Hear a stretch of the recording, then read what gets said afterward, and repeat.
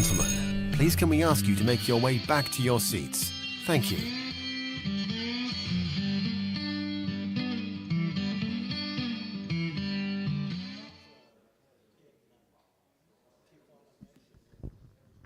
All right, good evening, everyone. Nice to see you. It's we have a nice, pretty nice to have the weather in the 70s in mid-August, huh? Everyone agree with that? I guess it's going to be hot again this weekend, but we'll take it. Yeah, green grass. Well, maybe your yard. Yeah. So, welcome everyone. Do we have any first-time visitors tonight? Awesome. Thanks for coming. Do we have any first-time members tonight? Anybody just joined? New member? Awesome. Okay, first time in the meeting. Hey, how about a hand for our visitors and our new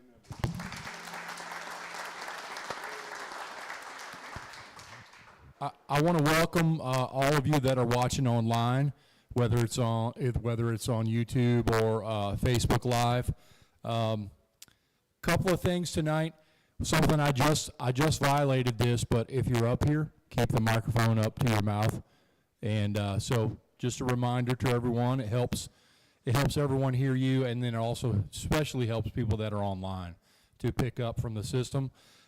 We actually have quite a bit to go through tonight, and as you all know, I like to buzz through, so we're just going to hit the agenda pretty fast, and we have an excellent program tonight. We have Joseph is going to be here tonight to show his work, so that's going to be fantastic, and talk about his career in woodworking. So let's get rolling if everyone's okay with that. So officers' reports. I don't have anything specific, and I don't think Ron Hall is not here. David has nothing to report unless you have anything. And so, John, do you want to come discuss the annual report to talk about our finances? That's what everyone loves to talk about, right? Money? Unless you don't have enough, then you don't want to hear it. Come on up, John.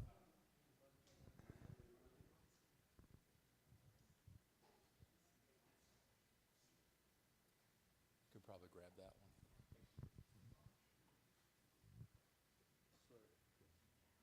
one. See now. Good evening. So one of the things about being the new treasurer is I forgot that I needed to do this report a few months earlier. So we wanted to put this together and kind of go over just the high-level financials from this past year.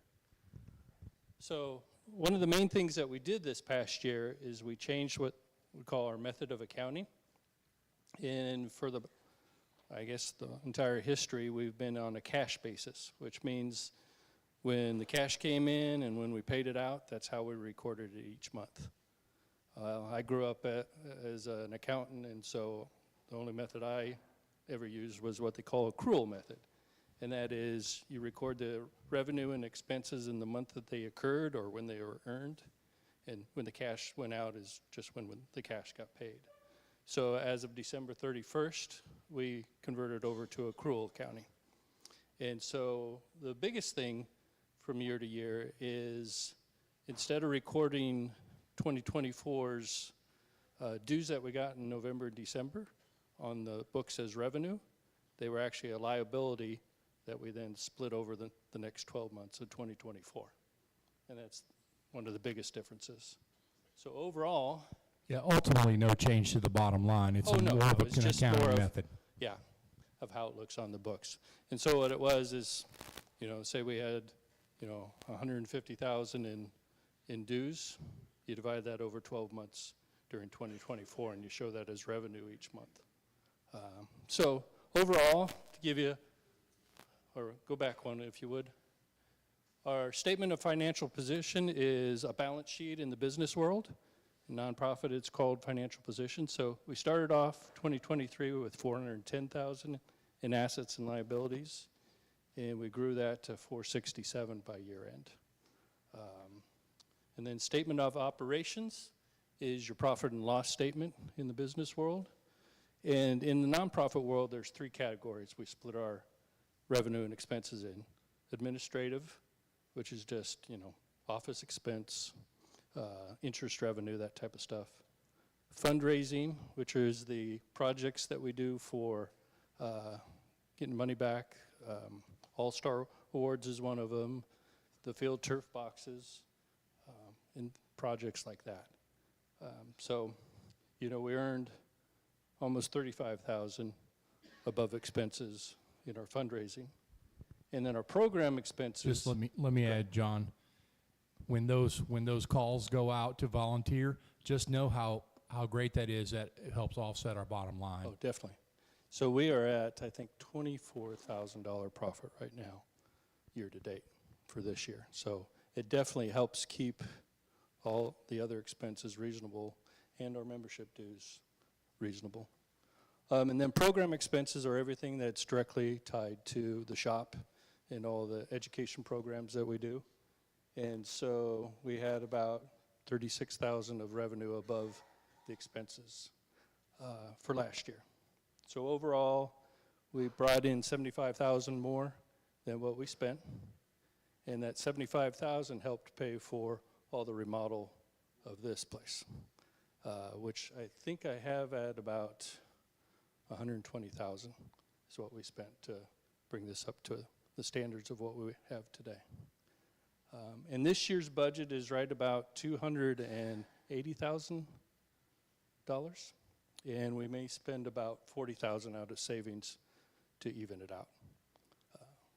Yeah, I was going to say, because we built a little bit of a cash positive position over the last several years, it really helped us figure out a way to come over to this building, which I think we would all say is a huge upgrade. Not without costs, and all of you know the dues did go up, and we obviously were very sensitive to that as we made those choices, but certainly was great that we were able to build a little bit of cash so that we actually were able to do this instead of being kicked out of our old location and not having options. Correct.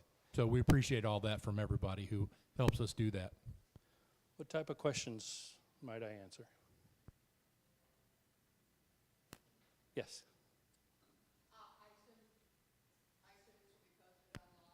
Yes, so every month we put the monthly financials in the member section and you can look at all of those.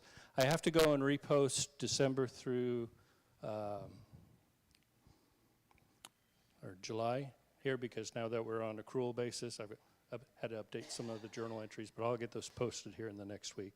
But all the monthly financials are in that member section, so that's available. Yeah, everything is public if you're a member access, and so there's nothing hidden. And if you ever have questions, you can always ask. I'm happy to John. explain in whatever detail you need me to. Not me. Yes.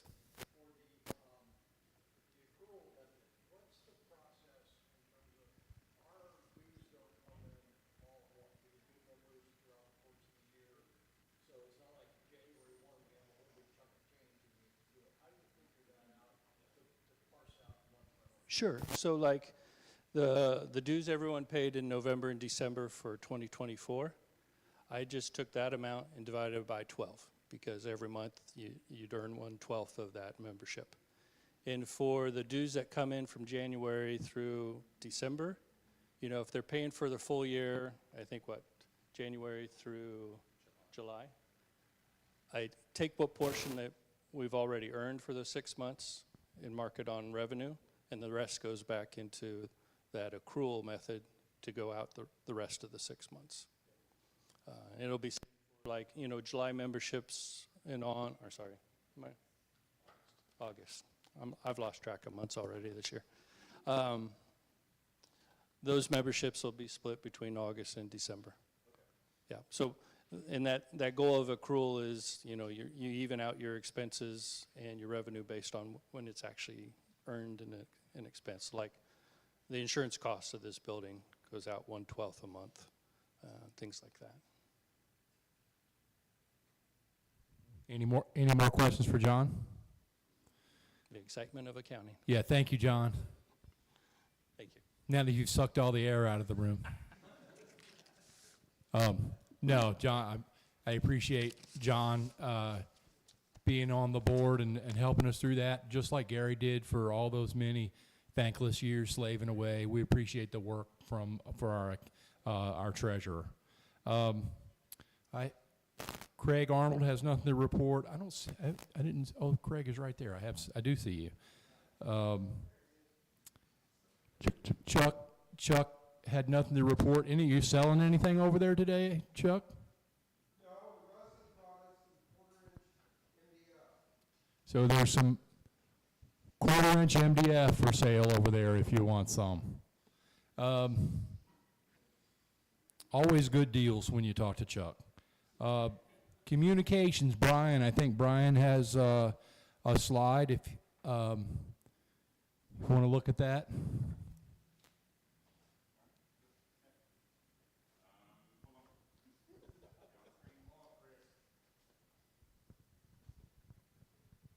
So what Chris is trying to bring up is the August 2004 newsletter, which is relevant because of the highlighted piece here that says the Woodworkers Guild is 20 years old this year. That's 2004, it's 2024, so now we are 40 years old. And I don't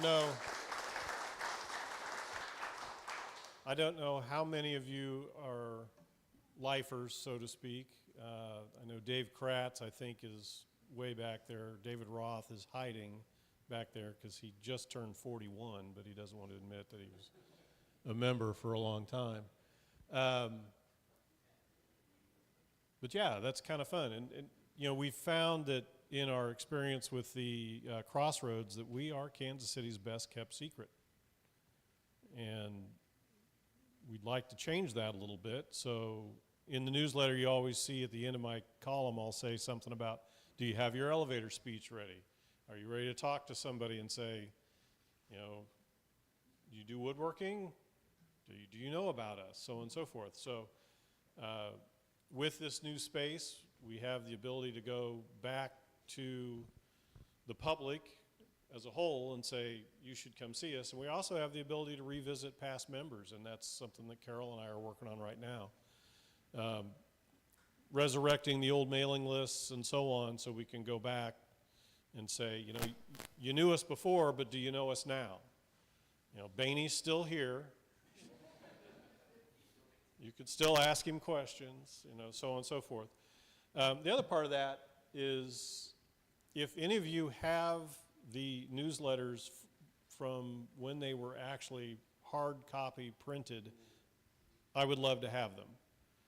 I've added quite a bit of content to our archive for the future, you know, so that we can resource that stuff as we go forward. But anything older than about 99 is very hard to find. I did find a 1992 the other day. So, but you know, in that history is a lot of interesting articles, a lot of interesting things, and a lot of faces from the past that many of you may still remember. So, so yeah, 40 years, you know, and some of the people like Wayne and David and John and Bainey and Norm and so on, you know, the faces that have always been here, we need to cultivate more faces that will always be here for our future. So anything you can do to help with that, I'd appreciate. Thank you. As they bring up that old newsletter again, look at some of those sponsors who are still with us. And we've, that's another discussion that I haven't taken to Dwayne.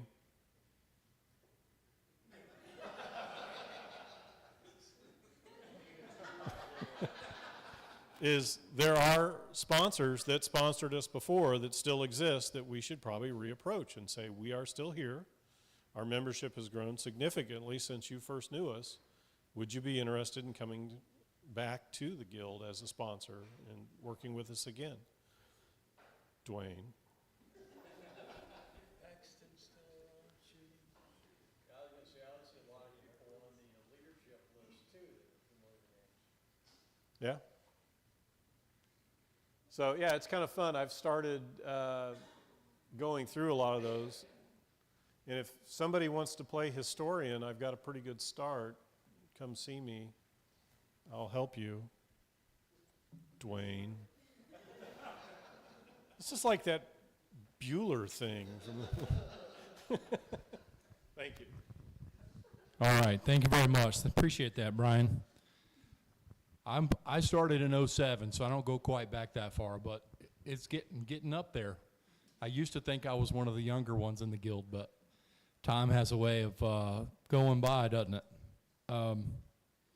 Okay, going down the list. Remember that we have a Facebook page, so check us out on Facebook. We have a Facebook group where people ask questions. We also are on Instagram, so please, if you're showing your work, please tag the guild. Get a little bit of back and forth and get our name out there. Make sure you go to YouTube, and if you haven't subscribe to the YouTube channel. A lot of good content out there. I've actually had some success talking to people over the last few months about they might not be willing to come down here yet or quite ready to come down here yet, but they'll come to me and say, hey, I checked out some of your videos on YouTube and I enjoyed that. So if you haven't subscribed, definitely do that. We're up to 456 subscribers. The next thing, Chris, you want to talk about events and AV? So going along with the archiving the history and the YouTube, we've moved over all the safety videos to the main channel. We had 3 YouTube channels running, so we're consolidating all that to make it easier. So all the safety videos have been transferred over, and all the old meeting on the YouTubes, going back to, I think we have some 2010 videos that I'm working on archiving, and those will be going up on YouTube as well, so you can go back and watch some of those old show and tell videos. So coming up for events, also talking about our history, October 5th is going to be our birthday party / open house. Bring your friends, bring your family, bring your neighbors.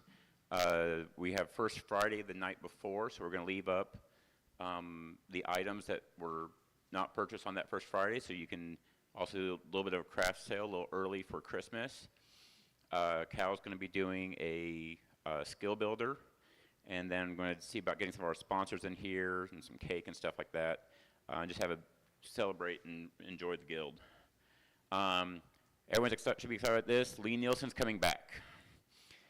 They will be here on November 7th will be the guild night. Guild night, if you come in on guild night, you have to show your membership card, and you will get free shipping on everything except the really, really heavy stuff. If you come in on the 8th or 9th, that's open to the public, and anything less than 10 pounds has free shipping. So not much. And that's the Lee Nielsen will be here in the shop. Yes, so the shop will be closed the 7th, 8th, and 9th of November for the Lee Nielsen event, but you can come in. They'll probably be doing some demos as well, and it's always a fun event in the past. And then lastly, for events, Santa's Workshop. We're going to do that again this year. So that's going to be November 23rd and 24th. There's a good chance any items that you haven't sold at First Fridays or anything you want to build up stock, we'll have the craft sale, as well as get to bring your kids and grandkids and neighbor kids in and show them the shop and introduce them to woodworking. All right, thanks, Chris. Moving down, First Fridays. I haven't seen Catherine here to talk about First Fridays. Craig, do you want to give a quick summary of how First Friday went? Or is there someone else that, Carol maybe? We got 2 more First Fridays, September and October. 2 more First Fridays coming up. Was there anything we want to report on the last First Friday? Yeah, Not to put you on the spot. yeah, I've kind of purged it now. Oh. The sales were pretty quiet. It was, but there was a lot of activity. It was another fun event. Come on out and check out First Friday. It's a great event, great way to be involved in the community.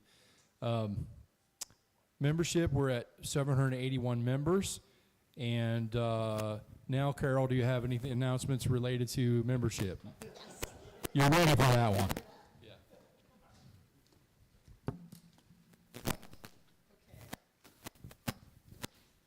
So yes, our count is at 781 in members, so that's awesome. We started a new thing in the newsletter. I'm sure some of you have seen it. There's so many great people here that are members and so much talent in this room that we really felt like we wanted to start recognizing people. So we started a thing in the newsletter called Champions in Woodworking. And I want your help. If there's somebody that inspires you, that you want to acknowledge, come to me and tell me. I'd love to do that for you. The other thing I wanted to talk about is we're doing some membership drives. I made a suggestion box. If you can't find me, there's a suggestion box right back there. You can fill out a form and put it in that box, okay? We're doing some membership drives to try and get some more members, and we're doing these at our sponsors. I've got another one coming up at Rockler on September 7th. If you know somebody that's interested in us, let them know that we're going to be there and they can come talk to us. If they can't get down here, it's on a Saturday. If you want to help out with that, if you've got time, you've got a couple hours, you want to come down and do that, talk to me about that as well, okay? Thank you. Oh, got it, yep. All right. Moving down. We are moving well. So as far as programs, Matt's not here, but we have a great program coming tonight. Joseph Yulchin, is that pronounced correctly? Pretty close. You can get it correct when you come up. Safety, Steve, do you want to come up and have a couple of announcements?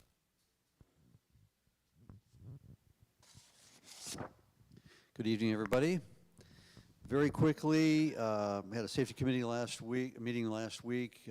More issues coming up, so stay tuned. We'll kind of put out communications related to that. I think the big headline with the meeting was that we have finalized new safety rules for 3 pieces of equipment that we did not have in our booklet. So that includes panel saw, radial arm saw, and then the festool joiner, which is very short. So this is all new to me, so the next step for me is this uncharted thing around how do we actually update our rules booklet so that it will be online and then printed copies. So I'm kind of working through that whole process. And all that to say is that probably within the next month or so, we'll be talking more about and publicizing the fact that we have a new rules booklet and with explanations around what's different than the last time around. The other big headline was that Friday of last week, we had our first filming session here for one of our new safety videos, and that was on the saw stop table saws. We don't have a video available for that. So my thanks to Bill Mantilla, who is a member of the guild, but is doing all of the production piece, all the filming, all the stills. Ron Haw, who wrote the script. And then for those who know and remember Marcel Bredemeyer, she was our narrator. Did a great job, just really, a lot of confidence, really, really good. The process is really kind of choppy in my mind. A lot of different takes, have to starting and stopping it. Things went pretty well, but you don't really get a sense of the overall final product. And of course, Bill does all the editing for that, so I'll be anxious to see the initial draft of that and kind of review on that. So we're moving forward finally on that whole project. We have another filming session scheduled for a week from this coming Friday on the 30th, and I'm writing the script for that. Never have done that before, but it's on the festool domino joiner, so hopefully all that will work out. And we're looking forward to that activity as well. Again, my thanks to Bill Mantilla, Ron Haw, Marcel, of course, if you are listening, thank you very much, did a great job. And then we've got other members of the safety committee who are writing scripts, and I surely appreciate all that effort. So that's it, thanks. Go ahead.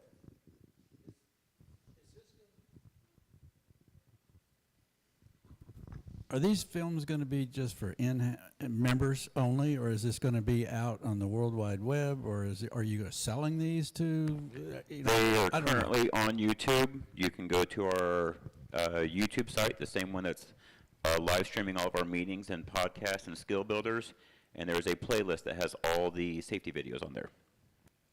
And to answer your other question, we've had other guilds reach out to us, and we do share our safety program. We say that we have said with the caveat, you have to develop your own safety rule program, but if you want to see our program, it's something that we've shared. As far as selling them, we don't normally think that, but if you're interested, we'll be glad to, help you out on that. Along with safety, one of the ways to get qualified for the shop is rough to ready, and there's lots of classes available. So check out the check out the website. John Sloss leads that charge of several other people that join. As far as sponsorship, nothing specific, but definitely take a look at our sponsors and use your card, get the discounts. I know I use that quite a bit, and definitely take a look at the raffles tonight. We have a table, and I like how you changed your location, Dwayne. So you're trying to stay anonymous, but now you're right there in the. Next month is going to be on the other side of the wall. For those that didn't hear that, he said next month he's going to be in the other room, but I don't think we're going to let that happen. Training, Rich, do you want to come up and do a quick training update?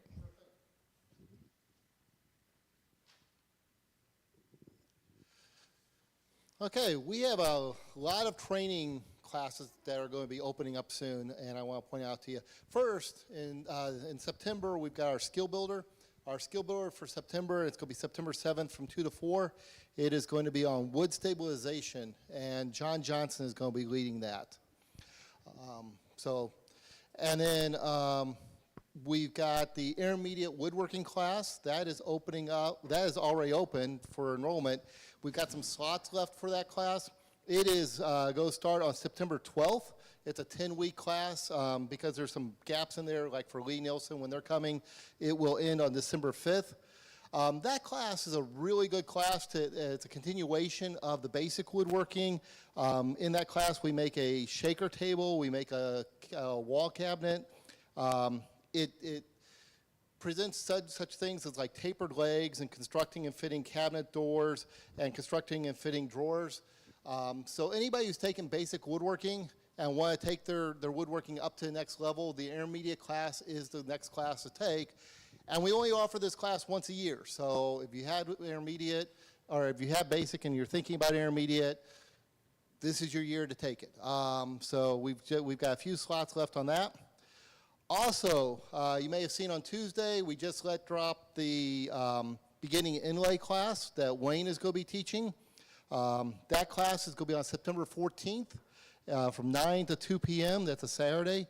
It just released, and there's still a couple slots left open as of 1 p.m. today. So if you're interested in doing inlay, that is a good class.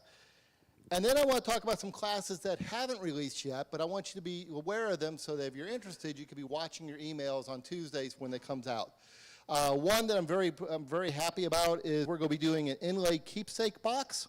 That is going to be on October 14th, and it's going to run all the way to November 18th. It's on Mondays from 6 to 9 p.m. And here's an example of what you're going to be trying to make.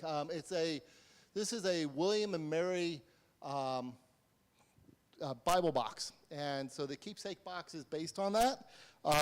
You'll notice that there's line and berry inlay in that. By the way, Cal is going to teach this, so. And the class inlay may not be that complex, but we will do it. There's going to be hand-cut dovetails. There's going to be an installation of lock and hinges. And then optionally are the little spindle turning for the feet. Also want to mention that the October skill builder is going to be on line and berry inlay, and Cal is going to be leading that, and that's October 5th. October 5th. Yeah, it's October 5th. That's the same as the birthday. We've got some errors here, so October 5th. Okay. All right. And then also, so that one is going to be releasing on September 3rd. So if you're interested in taking that class, I would mark your calendars for September 3rd at right around 7 p.m. That's when that's going to come out to your email, and I expect that it's going to fill up pretty darn quickly. On October 19th, we're going to have a class on mitered picture frames. Suresh and Glenn Carney, are going to be teaching that. It's going to be on Saturday, October 19th from 9 to 2 p.m. They're going to be teaching, like I said, mitered picture frames. They're going to make a 8x10 picture frame, a 5x7 picture frame. So if you're interested in learning how to make picture frames, if you've never done that before, this will be a good class for that just before, well, just not too long before Christmas. So you could be thinking ahead towards that. That is going to release on September 10th. And then last, on October 28th, 29th, and 30th, that's a Monday through Wednesday from 6:30 to 10 p.m., we're going to have a project finishing class, and that's going to be taught by Craig Arnold.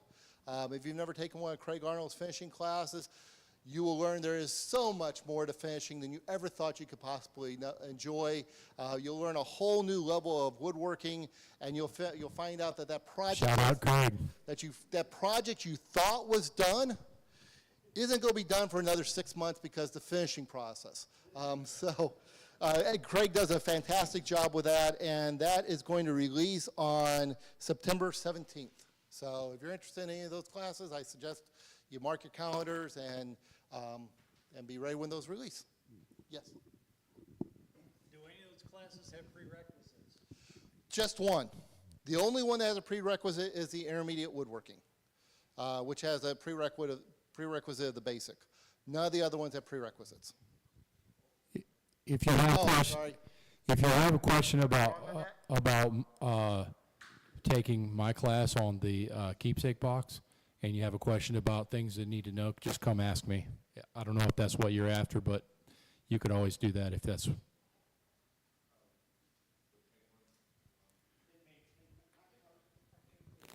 One of the prerequisites for the finishing class is grubby clothes. Oh, okay.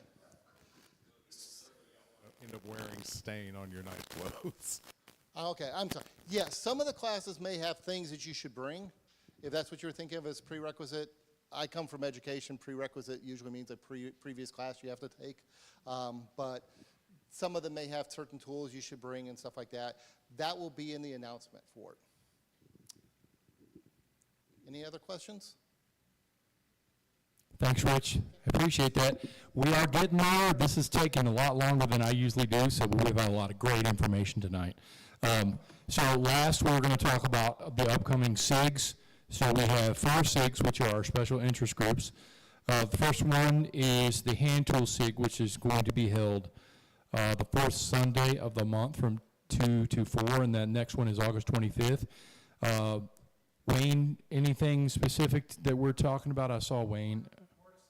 Mortise and tenon. So you come and talk through how to do mortise and tenon by hand. The wood carver SIG is the 4th Tuesday of the month from 6 to 8. That's led by Jim Brock and Dan Oberdo. Sorry, Dan. Just a lot going through my mind. And I will say, he always says, if you want to come learn about carving, any kind of carving, power carving, traditional carving, folk carving, knife carving, turkey carving. You know, I've used that joke before, so I apologize. That's bad. But come on out and you'll learn a lot from some great carvers. Next, that's August 27th. So the laser engraver SIG, the next one is August 28th. That's 4th Wednesday of the month, and that's led by Curtis Alexander. One thing that is typically done, if you want to get trained on the laser, you can also come to the SIG and get trained. And the last one is a CNC group, and led by Gary and Ed Stewart. I know Ed, you wanted to come talk a bit about CNC SIG. That one is September 16th is our next one, and is held on the 3rd Monday of the month. every month. Hopefully, if things go as planned, we will have a demonstration on the CNC in the Turning Center. I'll have something planned anyway and do the best to get it there. I do want to announce that we've added to the web page a number of articles related to the CNC. If you go to our web page, go to the Special Interest Groups tab, click on that, and you'll find just a little quick blurb on what is a CNC. Then come on down to the bottom of that, and there's a sentence that says, if you want more information, click here.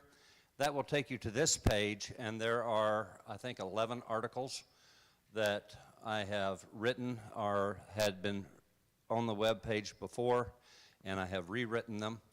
And so there's a wealth of information there on how to get started, on how to obtain the free software, suggestions for bits that you could purchase, and so just a whole lot of information is there for you. So any questions, you can feel free to contact me tonight, and we'll see you the third Monday. I think that's the 15th of September for the CNC SIG.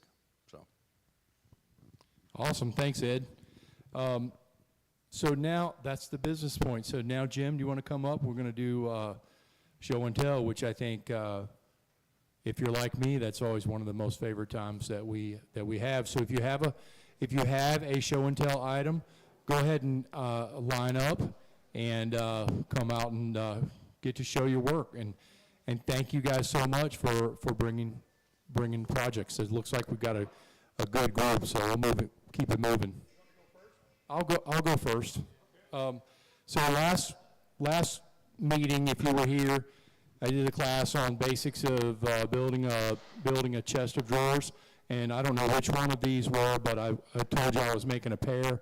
This was a class we did in the guild a couple of years ago, but you know it takes a while to get around to your finished projects, and then once you actually finish the woodworking, you have to finish them. With my limited amount of ability to use my shoulder the last couple of months, I was able to get these done, and so I kind of talked about them enough last month, but Jim, do you have any?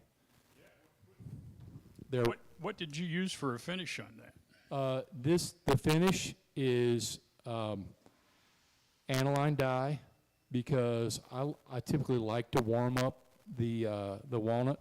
And one thing I have found that I wasn't getting the figure to pop as much as I wanted to when I was just doing shellac. So I went with a dye, and I had a gold dye, and then I dyed it with red to keep it from being too orange, and then from there is shellac and wax. So it's about probably 6 coats of shellac, and then rubbed down pretty severely with steel wool, and then waxed with dark brown wax. Okay.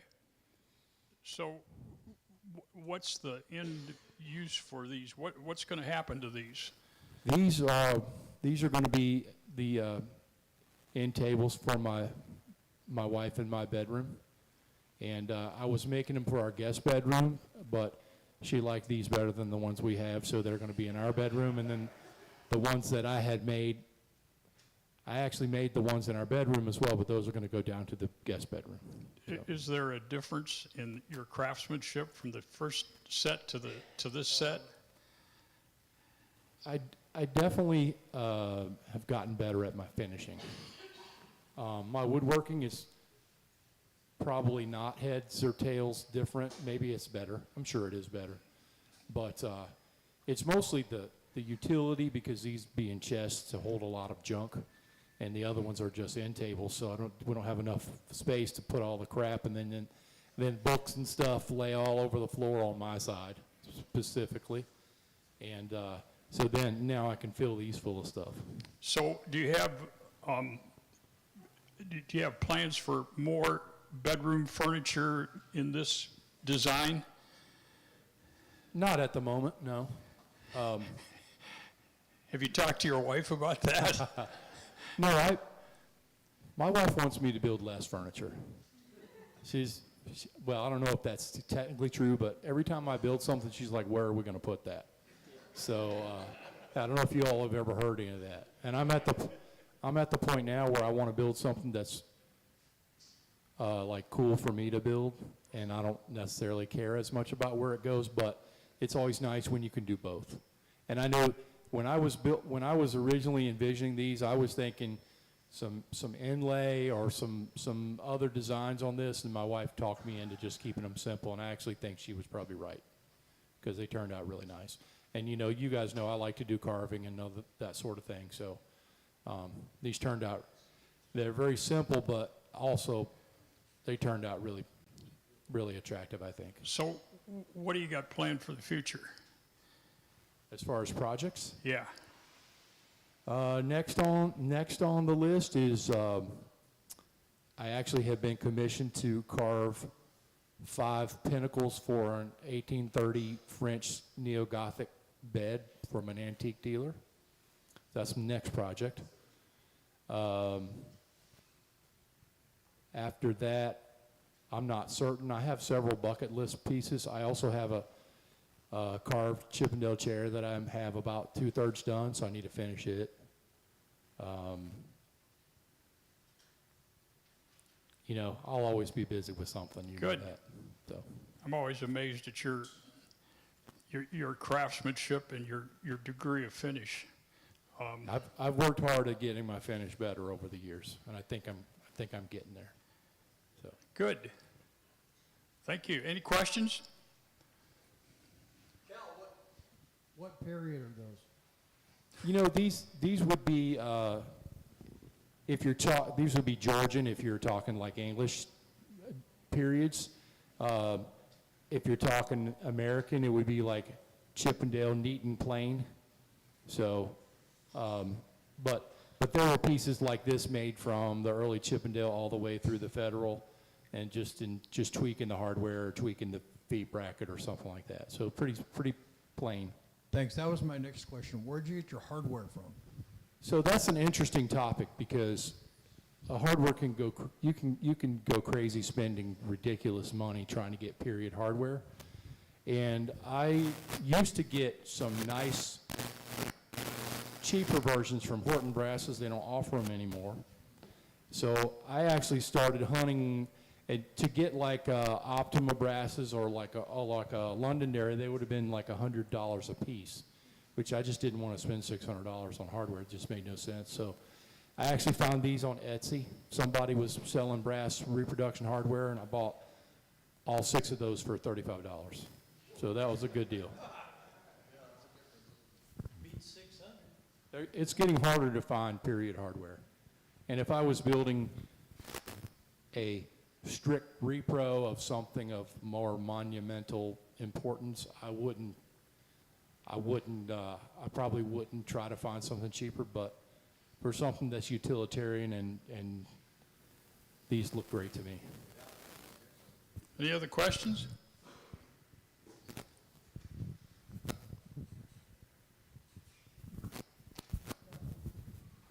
I was kind of intrigued with your comments. Is this going off? Yeah, you're okay.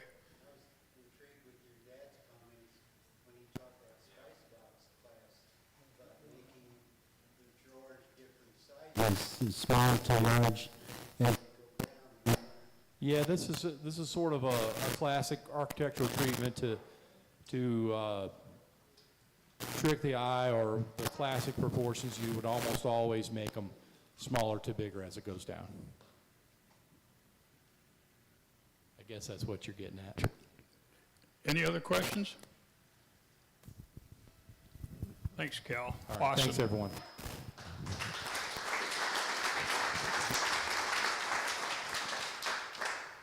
Dwayne, you next? Oh, you're handing out tickets. All right, who wants to go next?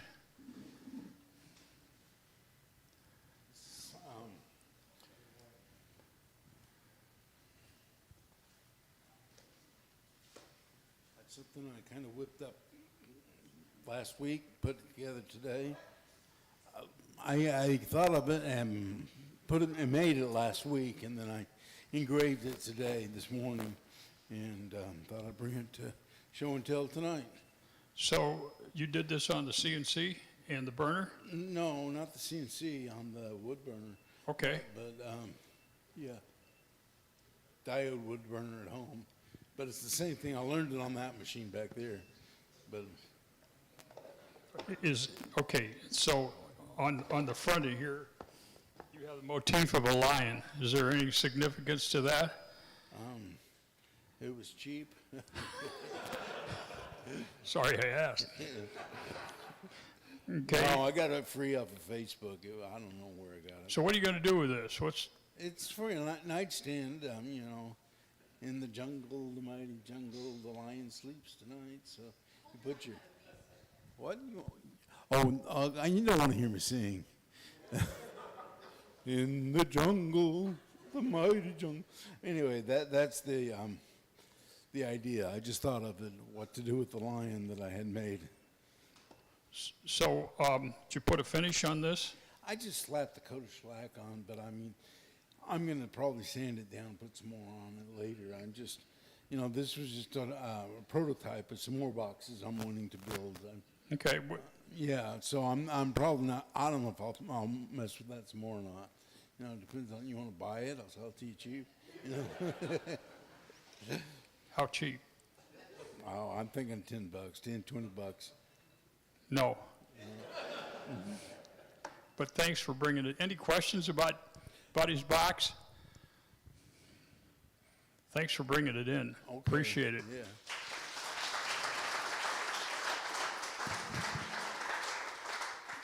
If you're worried about spending money, Harbor Freight's got a sale. I don't see any humor in that at all.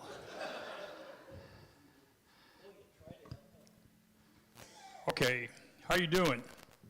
I'm doing all right. Good. Still upright. I didn't see your name in the obituary column this morning, so. I didn't either. Yeah. So tell us about this. That's a really old carving. I started that when I was 62. And That was last year, wasn't it? no, it's been a few more years. Anyway, it sat on the shelf for a while, and I finally put the legs on it and feet on it and added some pieces to it. But I started it a long time ago. So It's made out of basswood, and the paint on this is acrylic. and this is a representation of, Whoever I wanted it to be. okay. So it's a Christmas. Yeah. Over in Europe, they don't really wear red stuff. Red Santa suits are American. The only place you find those are in America. Okay. So is this St. Nicholas? Could be. It's St. Nicholas. If you want him to be St. Nicholas, he can be St. Nicholas. All right. How long did it take you to do this? About 20 years. 20 years? Yeah. 20 years to finish it. Yeah. Okay. Sounds like you talked to my wife. I don't really try to keep track of how many hours I get into a project. Okay. I don't want another job.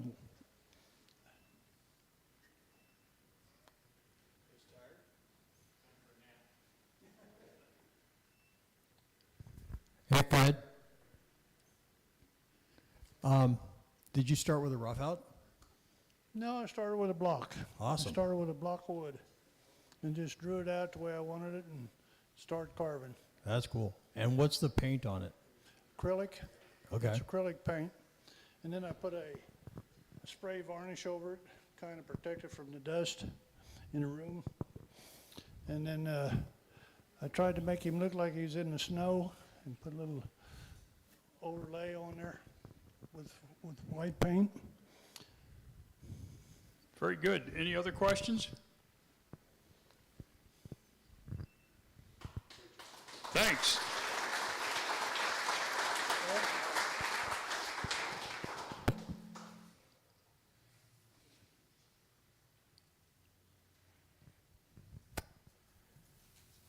Okay. Just a simple little monster pumpkin, all done on the laser. Okay, so are you going to put candy in this and put a spring on it? So Don't really get many trick-or-treaters in my neighborhood.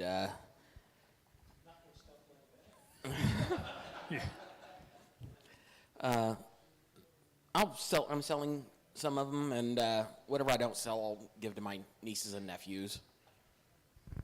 it's pretty intricate the way you got your teeth intermeshed. That's really neat. Yeah, the teeth sections are actually separate. Okay.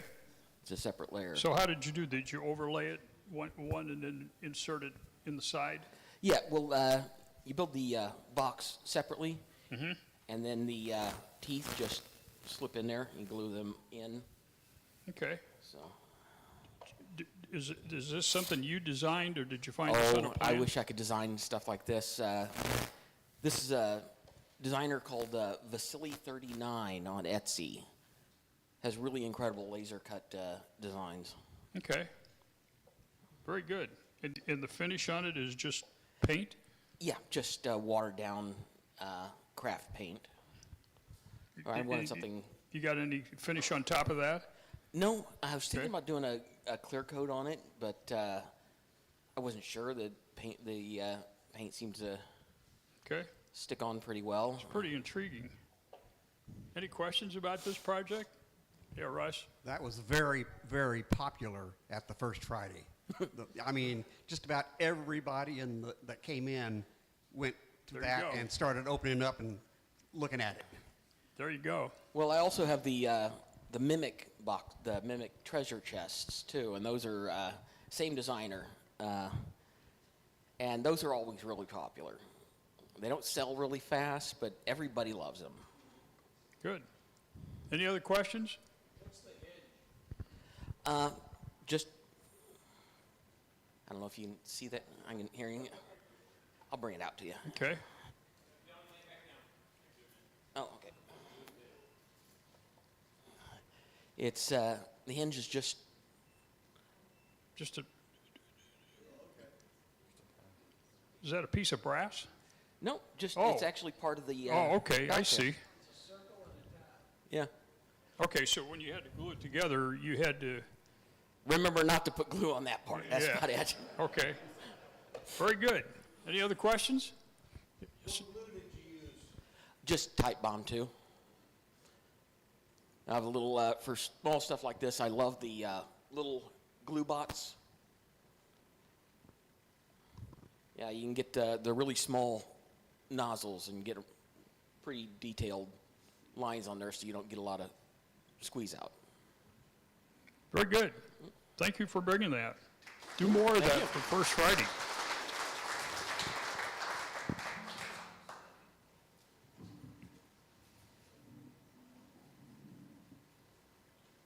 Hi, John.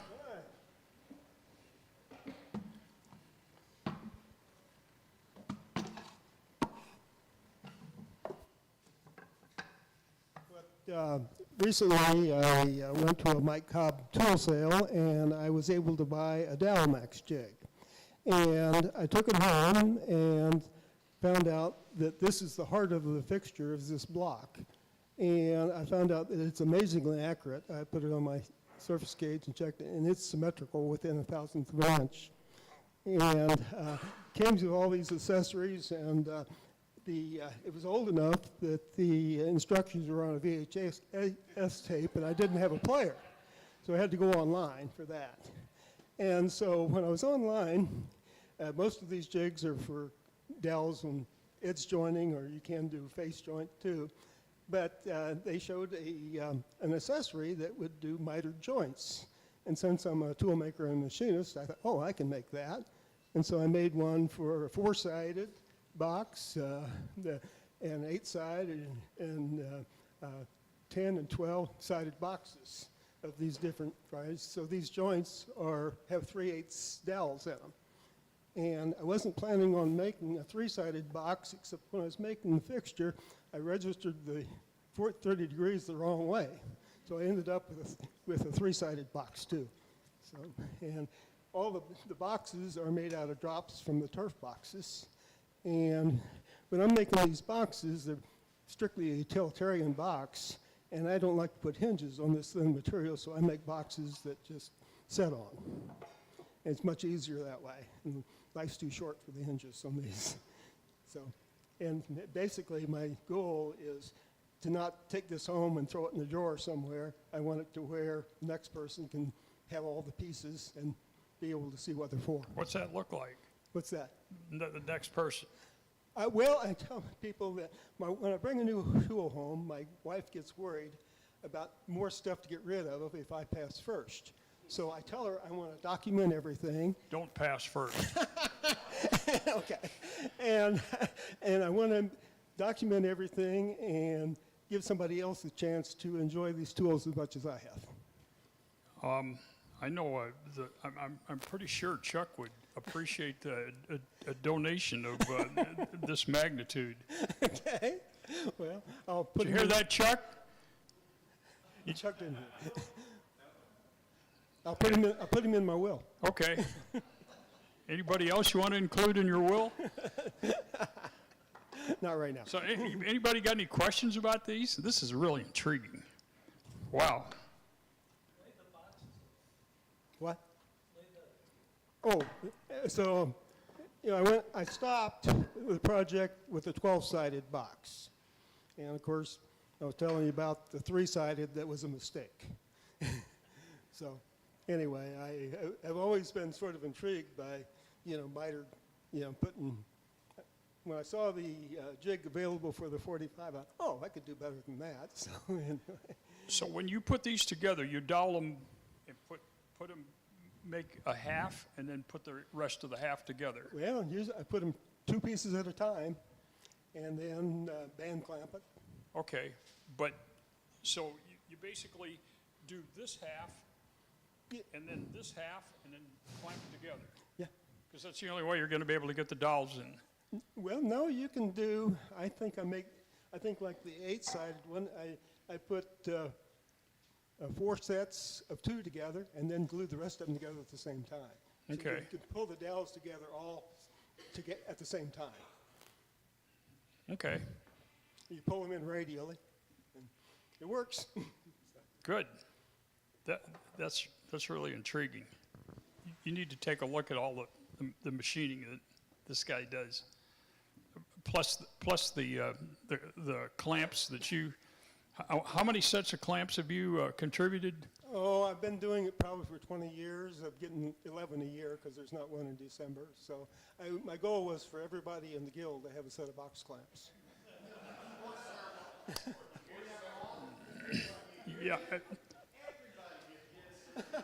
Yeah. So Dave, how many dozens do you have?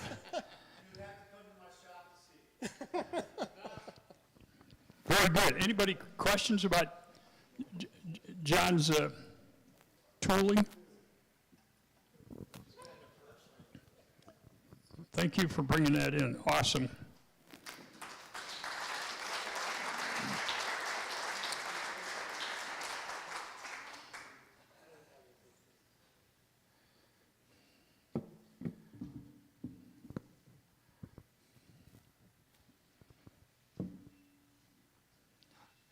Okay, Wayne. Who died? My daughter's cat. Jeez. I've seen worse looking human urns than this one. A couple years ago, I made. They had been collecting pets, deceased pets. They kept the ashes and they were in a box somewhere, and so they asked me to make some urns. So I made some urns, and that was all fine and good. Then they just had a 21-year-old cat pass here recently. They said, can you make another one exactly like the others? And I looked at my notes and said, no.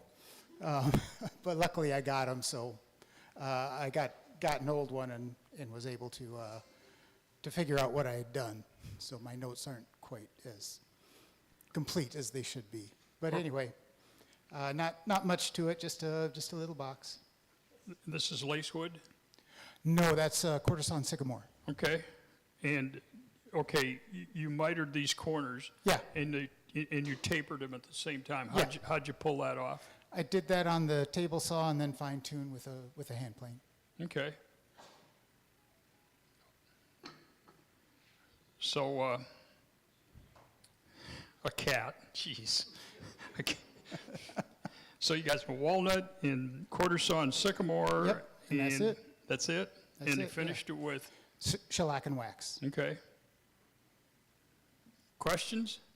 What was the cat's name? Georgie. How many more cats? There's one that should last a long time. Might last longer than me. Yeah. So. Any other questions about this urn? Nice design. I really like that. Yep. Very good. Thank you.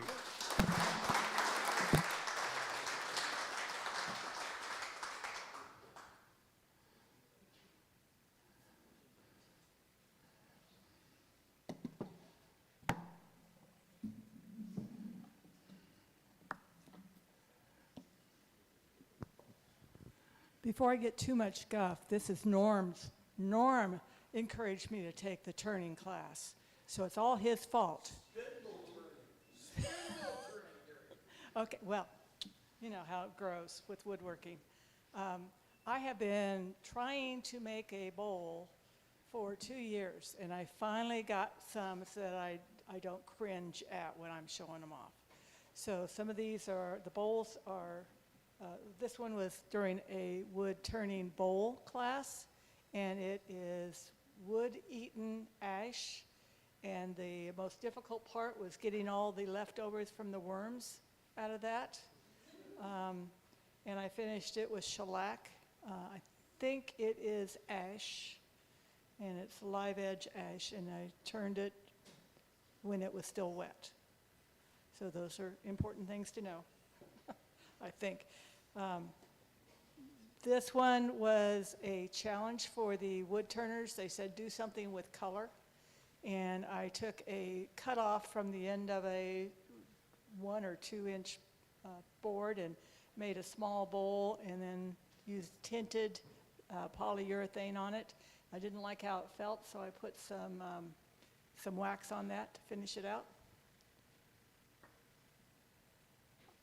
I honestly don't know where I got this. I think it's walnut, and it was also a live edge, and the bark fell off. And so I really liked it. I had the most difficult time with it goes inside a little bit. It's deep inside inset,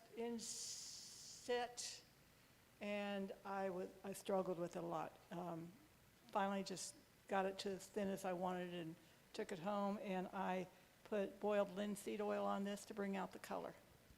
By the way, all my knowledge of the finishing is from Craig. Okay.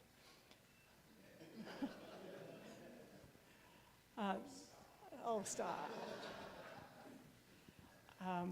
I pulled this blank out of someone who had passed away, was a turner. I went to an estate sale, and I got their blank from there.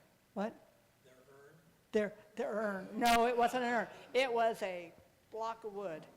And I was turning it, and if you know Anthony, he was coming over and challenging me to try something else and try something else. And the inside kept catching so hard that I had to have all the men and myself tried to get the chuck off the lathe. And finally, we got it off. It just kept turning.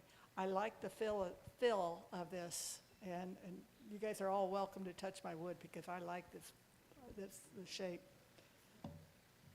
I volunteered to give a presentation on stained glass. Now, I started stained glass in my 30s, and that was like half a lifetime or more. So, and I finally, I've had to stay at the house a lot lately.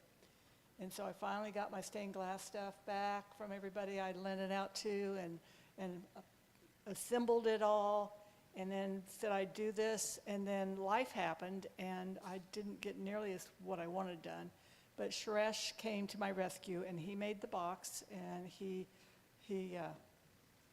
cut the hole for me with an inset there, and I did the glass and got it put in. This is finished. I tried finishing it all with shellac. Suresh had started with shellac, all the S words. And as I was putting it on, it'd get rough. And I'd get it all down smooth. I put another layer on, and it just bubbled up on me. So I finally, I gave up on the bottom being totally as smooth as I wanted. And I used boiled linseed oil on this, and this is butter soft, right, Craig? Butter soft. And I'm really happy with how the finish ended up. I sanded this down finally and put some wax on it because I could not get the shellac to be smooth. Now, the piece I like the most, because I worked really hard on this, and it's not perfect, but I worked really hard on this. All this was found. I didn't buy anything on this. This was in our scrap pile back there, and it's a piece of wood I grabbed. Huh? Lay it down. Do you want to do it? Yeah. I grabbed it from the scrap box, and I have kept it in my scrap box for a couple years, and it is wormy. And I found this in the scrap box. That's most recent because I needed the bottom. But to cut the hole in here, I had about every woodworker in the shop telling me, well, try this and try this. I didn't want to use as much elbow grease as it needed to use. So I finally just dug down and cut it with a hacksaw and then routed it. And Hacksaw? well, coping saw. Thank you. I'm still new to this. I'm still learning the tool. Coping saw. So I finally did it a coping saw, and I'm sure you guys will come up and find millions different ways of doing it, but I finally did a coping saw, and then I finished it with a router. I cleaned up all the worms, and I finished this with shellac, and I didn't care if it was rough. I just left it rough. I kept getting told to take off the bark, it's not going to stay, but I'm taking the chance it is. I coated it with shellac.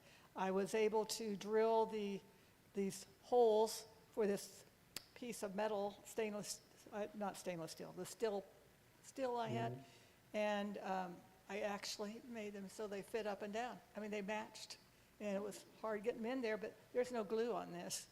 They're just really stuck in there. I had been making some feathers 30 years ago, so I took my pattern for my feathers, and I made the feather in here. But I wanted the presentation to show the different textures of glass, because my presentation was on add glass to your project, add some color this way. Don't just take the wood. The wood's beautiful, but show off the wood and add glass and put them together and see what you can come up with. So I used I used several different textures of glass in here. And what else can I say about this? It was fun. What's going to happen to this?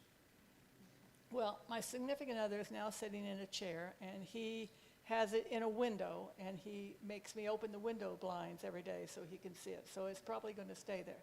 That's going to stay there. This right here is going to go to the guild to sell it first Friday if they can sell it. Hoping somebody really likes it for the cost I think it needs to be. And this is going to my significant other's daughter-in-law. This is going to go to the wood turners to sell at First Friday. This is going to have a plant in it at my house. And that one I'm just going to keep touching because I really like how it feels. Can you turn that around? Yeah. So Questions? No. Norm? It's silicone caulking. Okay. And then what are you using to apply your shellac? I used a rag, I used a brush, I used a foam brush. I even tried sanding it as I was putting it on. That doesn't work at all. Any other questions? you need to work on your artistic ability. Oh, okay. Yeah, I'm just feedback. Just feedback. Thank you very much. You're welcome. Awesome job. Do you have-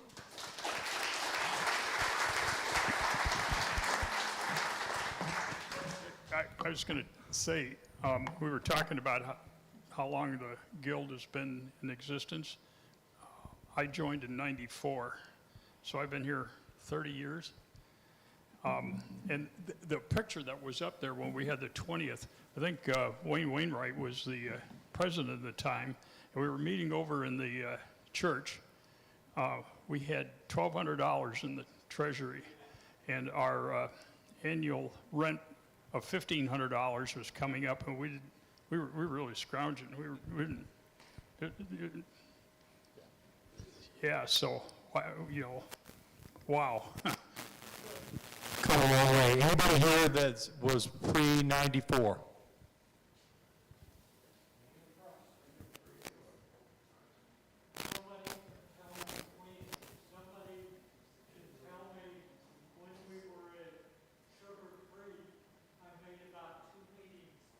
So 2 meetings before the church at Jacob's Well.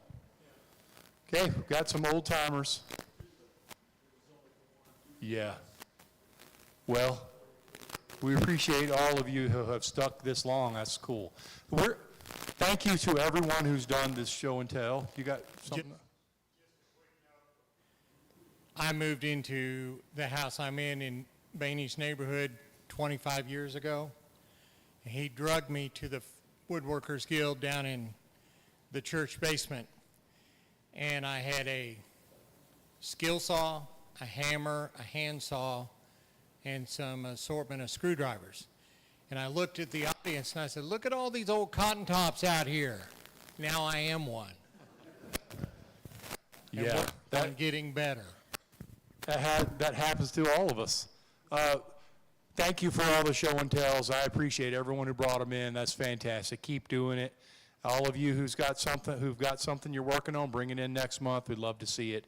We're going to take about a 10 or 11-minute break, and we're going to come back and have a program with Joseph. We're looking forward to that.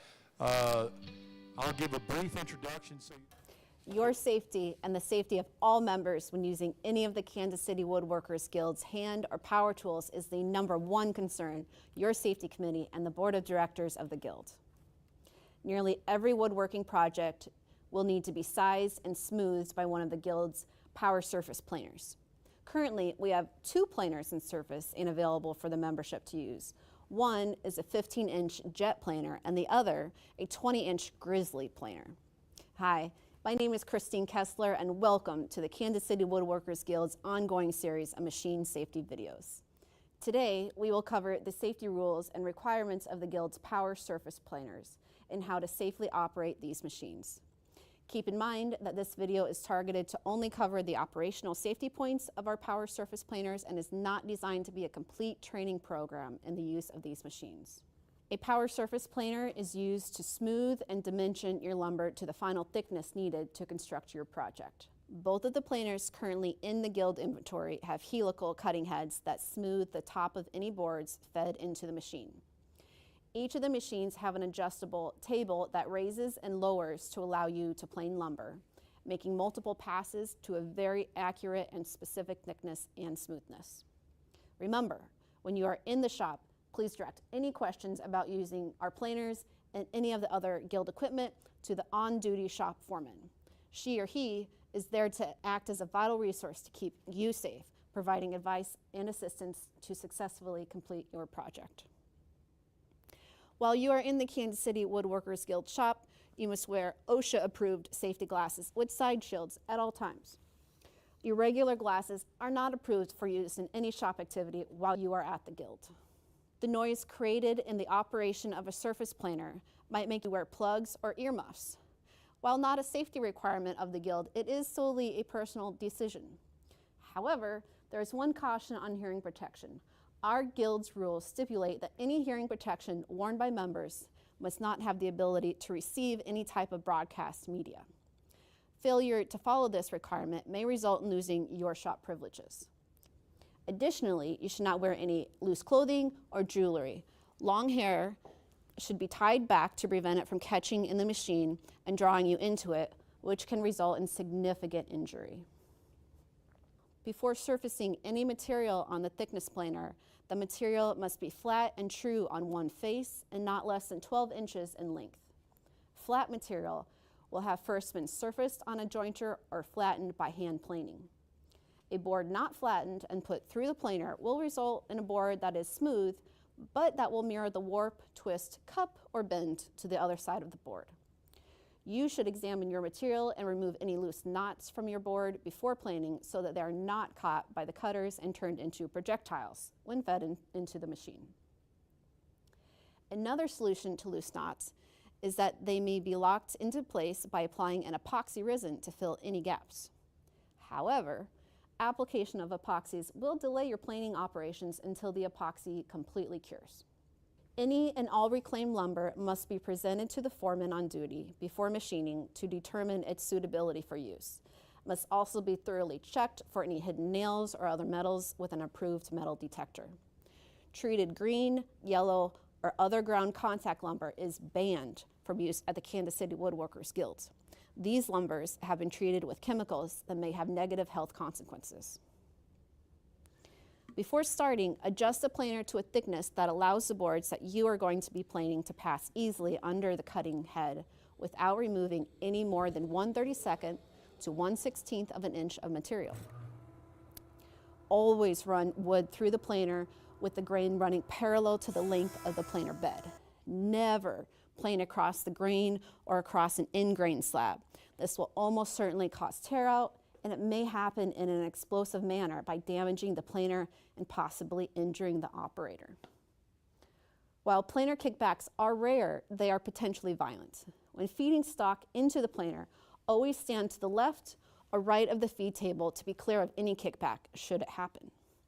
Extremely dry or brittle wood also has the potential to shatter and be ejected from the infeed side of the planer. If the board is thicker on one end than the other and jams in the machine, do not shut it off. Slowly crank open the height adjustment wheel until the board resumes feeding through the planer. Should the machine lock up and trip the circuit breaker, crank open the feed table until you can clear the jam and then immediately notify the foreman so that they can reset the breaker and you can resume working. If you need to plane any stock that is equal to or less than 3/8 of an inch thick, you must use a backer board. If the stock to be planed is equal to or less than 1/4 of an inch thick, it is too thin to be fed through any of our planers and must be hand planed or may possibly be fed through a wide belt or edge sander. As you feed stock into the planer, be careful not to get your fingers pinched in between the stock and the infeed table. The downward pressure of the feed rollers on the stock presents a substantial crush injury risk. Keep your hands, fingers, and any other body parts more than 3 inches away from the infeed ports of the machine at all times. It is acceptable to have a helper catch your material as it exits the planer. He or she should place the boards on top of the planer's return rollers or stack the material on a cart and nearby table. If the planer's attached dust collector has a warning light and it begins flashing while you are planing, shut down your operation and the dust collector and remove and empty the dust barrel attached to the collector. Again, if you're not sure how to do this, ask your foreman for some assistance and you'll be a pro before you know it. When finished, shut down the planer and then the dust collector. However, if your planer is sharing its dust collector with another machine, make sure that another member isn't using the shared machines. If so, leave the dust collector running so that they can safely complete their operation. Check around your work area for dust and debris. Clean up both the machine and the adjacent floor area. Please remember, be alert and always be safe. For the Kansas City Woodworkers Guild, this is Christine Kessler. Thanks for watching.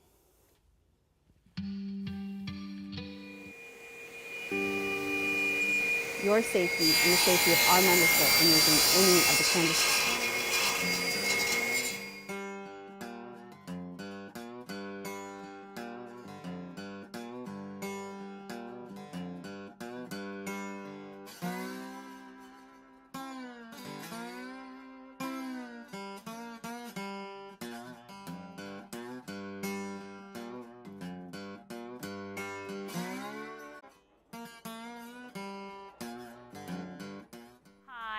My name is Kitsy Dingley, and welcome to another episode of the Kansas City Woodworkers Guild ongoing series of machine safety videos.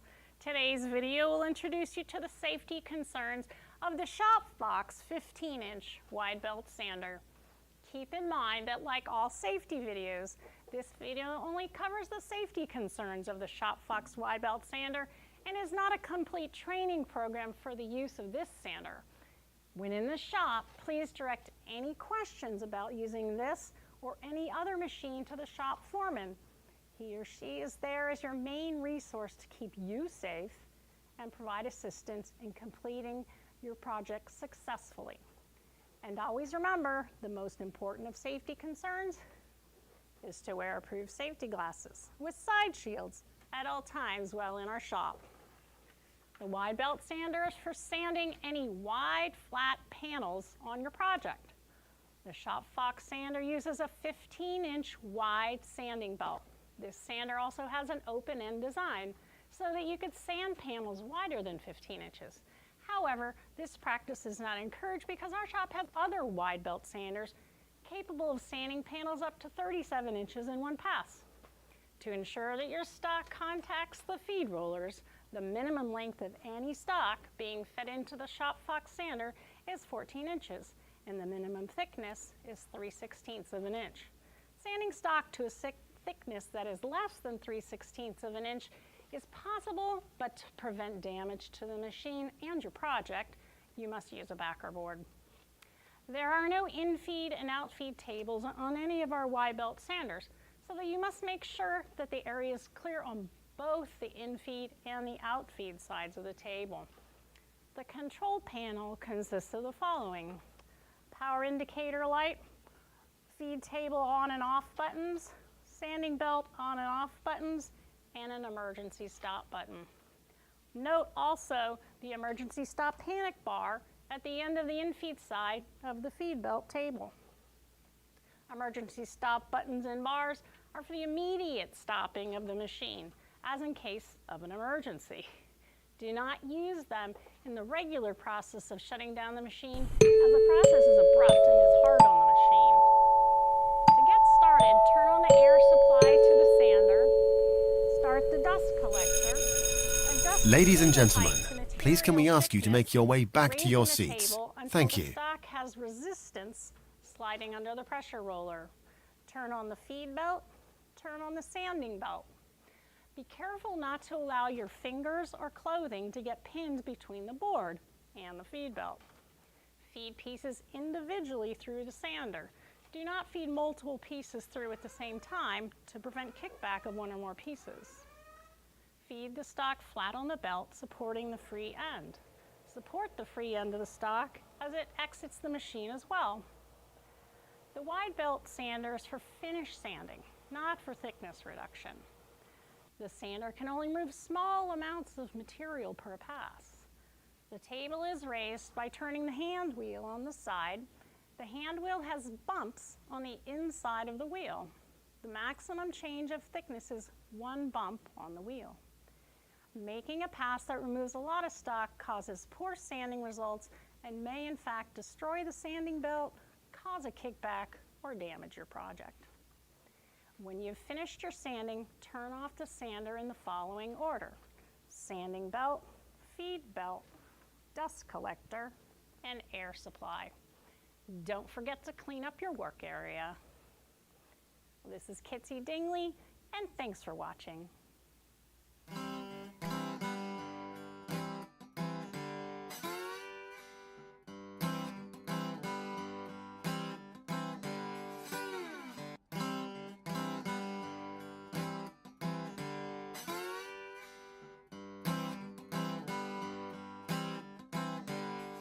Like I said, very excited to have Joseph come in and talk with us. Just so you all know, we got to meet Joseph because he's the one who reached out to us to donate the new sliding table saw we have. So he's not only given his time to come do us a program, he's a major benefactor to the guild. So super excited to come see your work. I've looked at your website, and I'm really just going to hand it over to you from here. So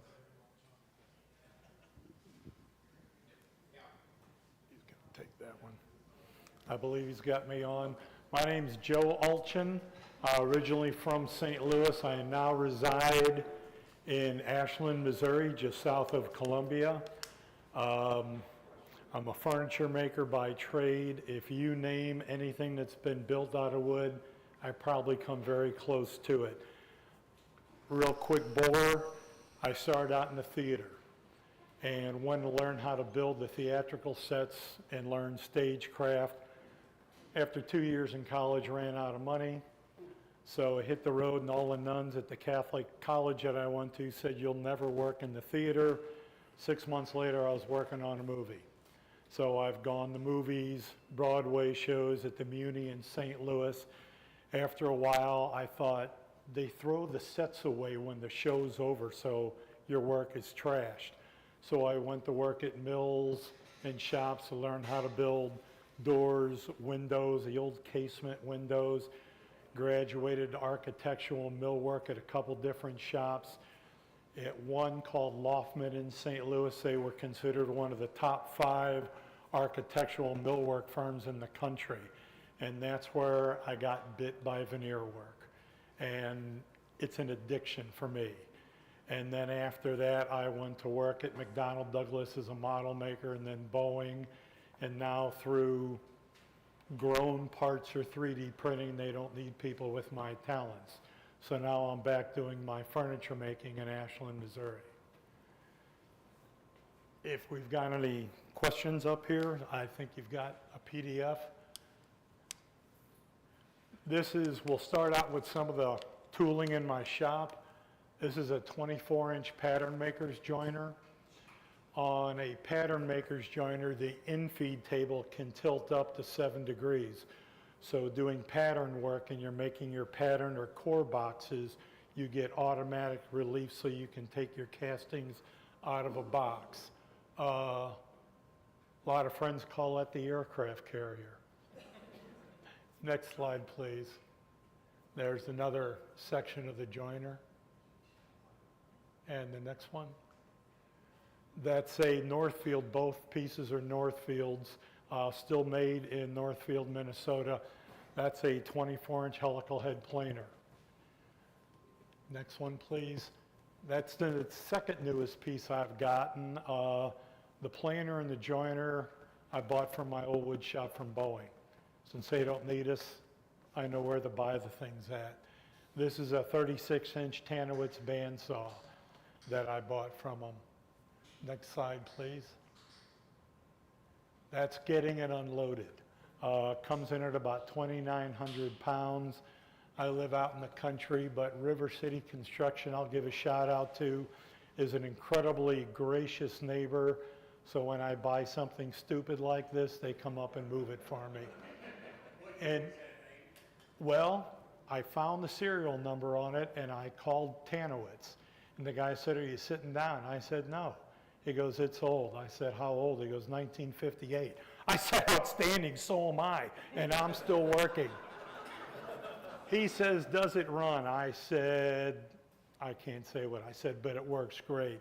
And he goes, "Well, do you want to sell it?" I said, "No, I just got it." And I said, "Why would you want a 1958 Tanowitz?" He says, "I have 5 on the shop floor being reconditioned that are older than this." I said, "How much do you get for them?" He said, $45,000. Another piece that I stole. Next slide, please. Since I'm addicted to veneer work, this is a veneer guillotine. It has a 102-inch guillotine blade on it that it's got an electronic eye to make sure your hands are nowhere near it. It's got 2 buttons you have to touch simultaneously. The yellow bar is a pressure bar that comes down first, at least a half a ton of pressure on the veneer. I can put 2 sheets, or I can put 2 inches of veneer in there, hit the buttons, and the guillotine knife comes down and walks through it like a hot knife through butter. It gives you an edge. It looks like God made the tree grow back together. When I was at Loftman Cabinet and I was in my early 20s, I wasn't allowed to use the Big John guillotine. Theirs was 12 foot. Mine's only 102 inches. I had to bring in my number 7 joiner plane, stack the veneer, and join it all by hand so the foreman could come out, pull out any 2 sheets, and match them together. After that, I was allowed to use their guillotine. I bought this in an auction right at the height of the recession. That's when the best thing to get tools is for me. Next slide, please. That goes about 4,500 pounds. This is the reason you guys got the new to you Martin sliding table saw. This is a Altendorf F45. It's a 10-foot slider. It has a scoring blade. Things that I never thought I'd use in my life, but it's got a digital readout. It cuts 56 inches to the right of the blade. You type in 42.125, hit start, fence automatically goes over. I've only had it for about a month, and I still giggle every time I hit it. To the left of the blade, it cuts 68 inches, and then it has an extension to cut 128 inches to the left of the blade. I used it last week for the first time just to use it, and I giggled all over again like a little kid. Next one, please. This is getting into some of my work. This is an entertainment center, 7 feet tall, 11 feet wide. Everything's bird's eye maple. The insides, the outside, and then I hand cut marquetry panels that I've got close-ups of. This interview with my client was probably the worst interview I've ever had in my life. I got over to his house to meet he and his wife, an older couple. Everything I suggested got kicked to the curb. I walked out of there in an hour and a half like somebody had kicked my dog in front of me. I was sulking at home, and about 9 o'clock at night, the gentleman calls back, and he apologized for the way the meeting went. And I said, "Sir, I don't know what I did wrong. Please tell me what I did wrong." And he goes, "No, it's not you." He said, "I just got a terminal illness notification today." I started crying over the phone. He goes, "I want you to come back. I need you to build my wife my final I love you and a final thank you." So this is what I came up with.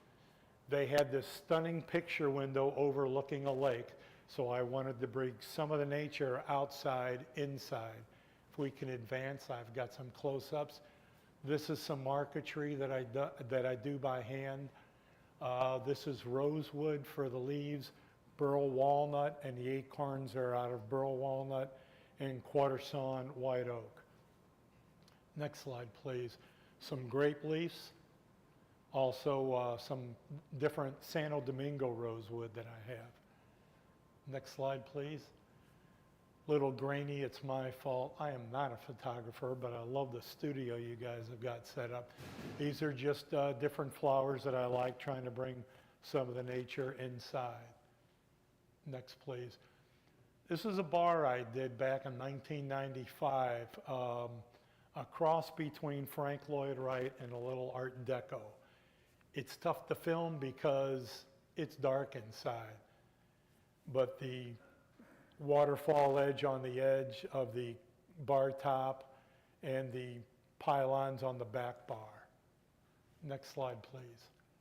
This is another bar I did for a country club in St. Albans, outside of St. Louis. It's got crotch mahogany panels, and each one of those panels is about 30 inches wide. So that is some huge crotch mahogany that I was able to get my hands on, trimmed in African satin wood. Between there's a 16th of holly, a 16th of ebony, a 1/4 inch of Australian tulip wood going the other way, then the holly and the ebony again. The old folding screen that you'd have in a bedroom, for some reason I like playing with those. This is madrone burl and black lacquer on oak. If nobody's ever played with black lacquer, do it on oak or mahogany or even walnut.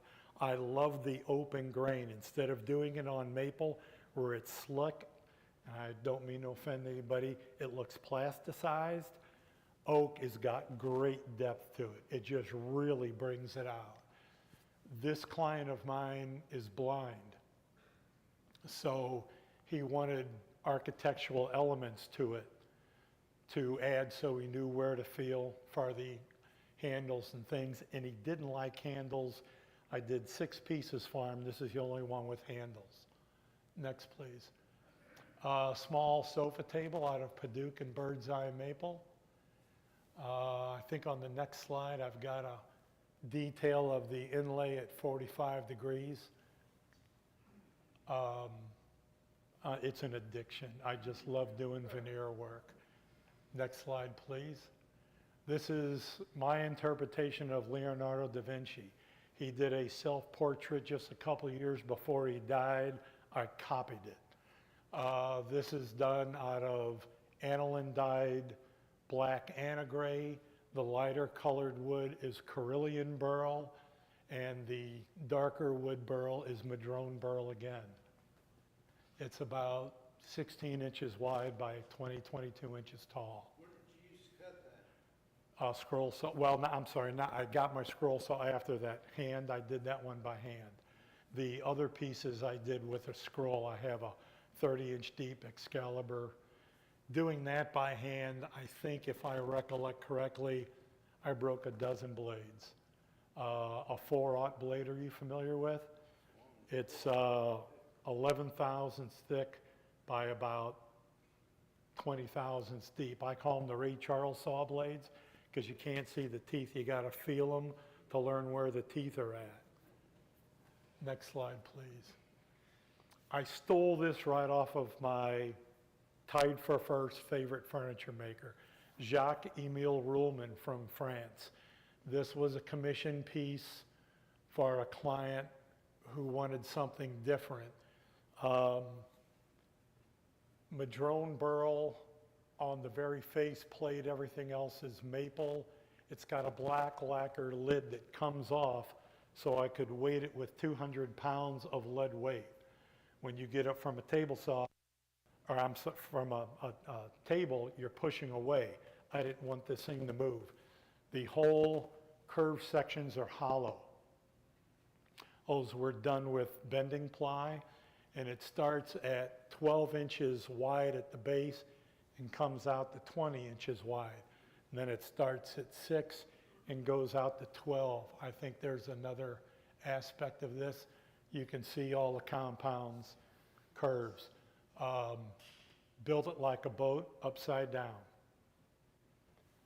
The client wanted me to put a leaf in the middle of it. I almost lost the commission because I refused. When you see the top, the next slide, please, that's why. I wasn't going to break that up. It's quilted maple diamond in the center, and again, this is 30 years ago, 25 years ago, I built it so my camera work was not good. Plain sliced maple, book matched and center matched, and the outer trim again using the quilted maple. If we could back up 3 pictures, please. If you see right at the edge of the table, you see the line. That one right there, thank you. The leaves come out from the end. I was able to get to commission when I promised her the leaves that would pull out from the end of the table, and I mimicked that the diamond pattern again. I'm real picky and real stubborn on some stuff. I wasn't going to break that up. Next slide, please. This is an example of why I never throw veneer away. I made this, I cut it by hand before I had a guillotine. When I was 25 years old, I had the most incredible opportunity to work for Loftman Cabinet in the big shop. And I started out in the shop, then I got put in the drafting room, and then went back to the shop and they asked me if I wanted to go to the veneer room. African-American gentleman took me under his wing. He called me his only illegitimate white kid. He taught me how to do this, and he made me do it by hand with a veneer saw, 1 piece at a time. It still sits like that because I haven't figured out what I'm going to do with it yet. And that's when I was 25, I'm 65. I don't call them ideas, I call them braingasms. So I get my best braingasms at about 2 o'clock in the morning. I think what I want to do with this now is do a stainless steel base for it, and then do Carpathian burl elm around the outside, but I want to bleach the Carpathian elm napkin white. I want to get it as white as I can. So that's something I want to play with. And I will also show you that How big is that? 36 inches in diameter. I also laid it up wrong. Yep. When you lay up, I'm sorry, one back please, thank you. When you lay up a starburst, you take it into quarters. I went 1, 2, 3, 4, 5. It's always an even number all the way around. You don't do that. You go 1, 2, 3, 4. And then you skip 4 and you put them that way. It looks book matched. You can see where the tree grew and where it started and stopped on my pieces. But if you're not used to doing it, you wouldn't know. But I'm going to show you my mistakes because I only make a mistake so I can learn more. Next one, please. Turned a reproduction foot on the lathe for a gentleman and did some fluting. Probably my second biggest addiction is on the lathe. Next one, please. I was real proud of this piece. This is 42 inches wide by 10 feet long. This is a burl walnut dining room table that even the leaves are matched in sequence. It has the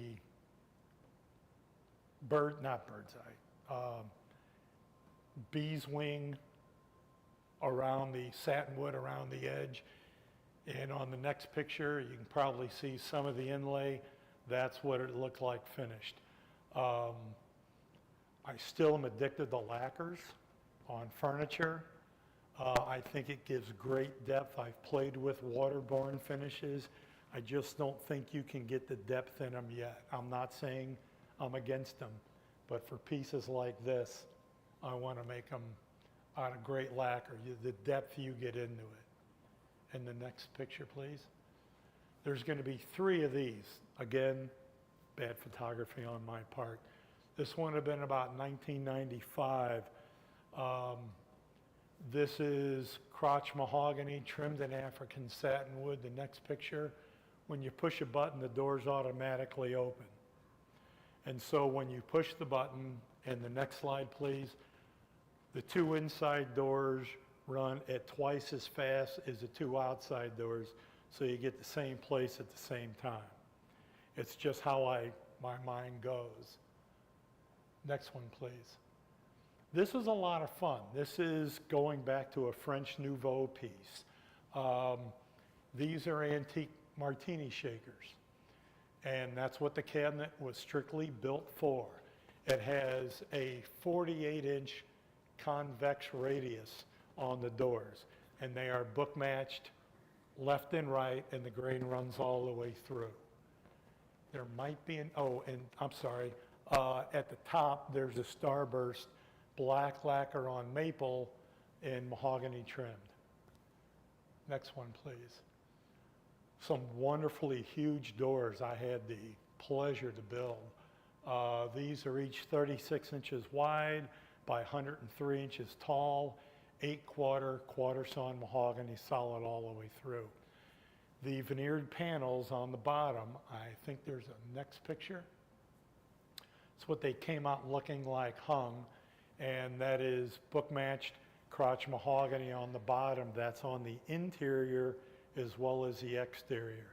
The exterior, after I laid them up, I sent them to a friend of mine that works in Indiana at a huge veneer mill, and I had put them on a skid.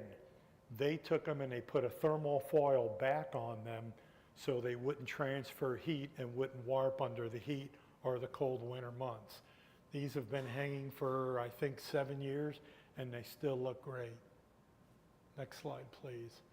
Another one of the room dividing screens. This is olive ash burl in a walnut frame, 4-piece end match as well as a book match to each panel.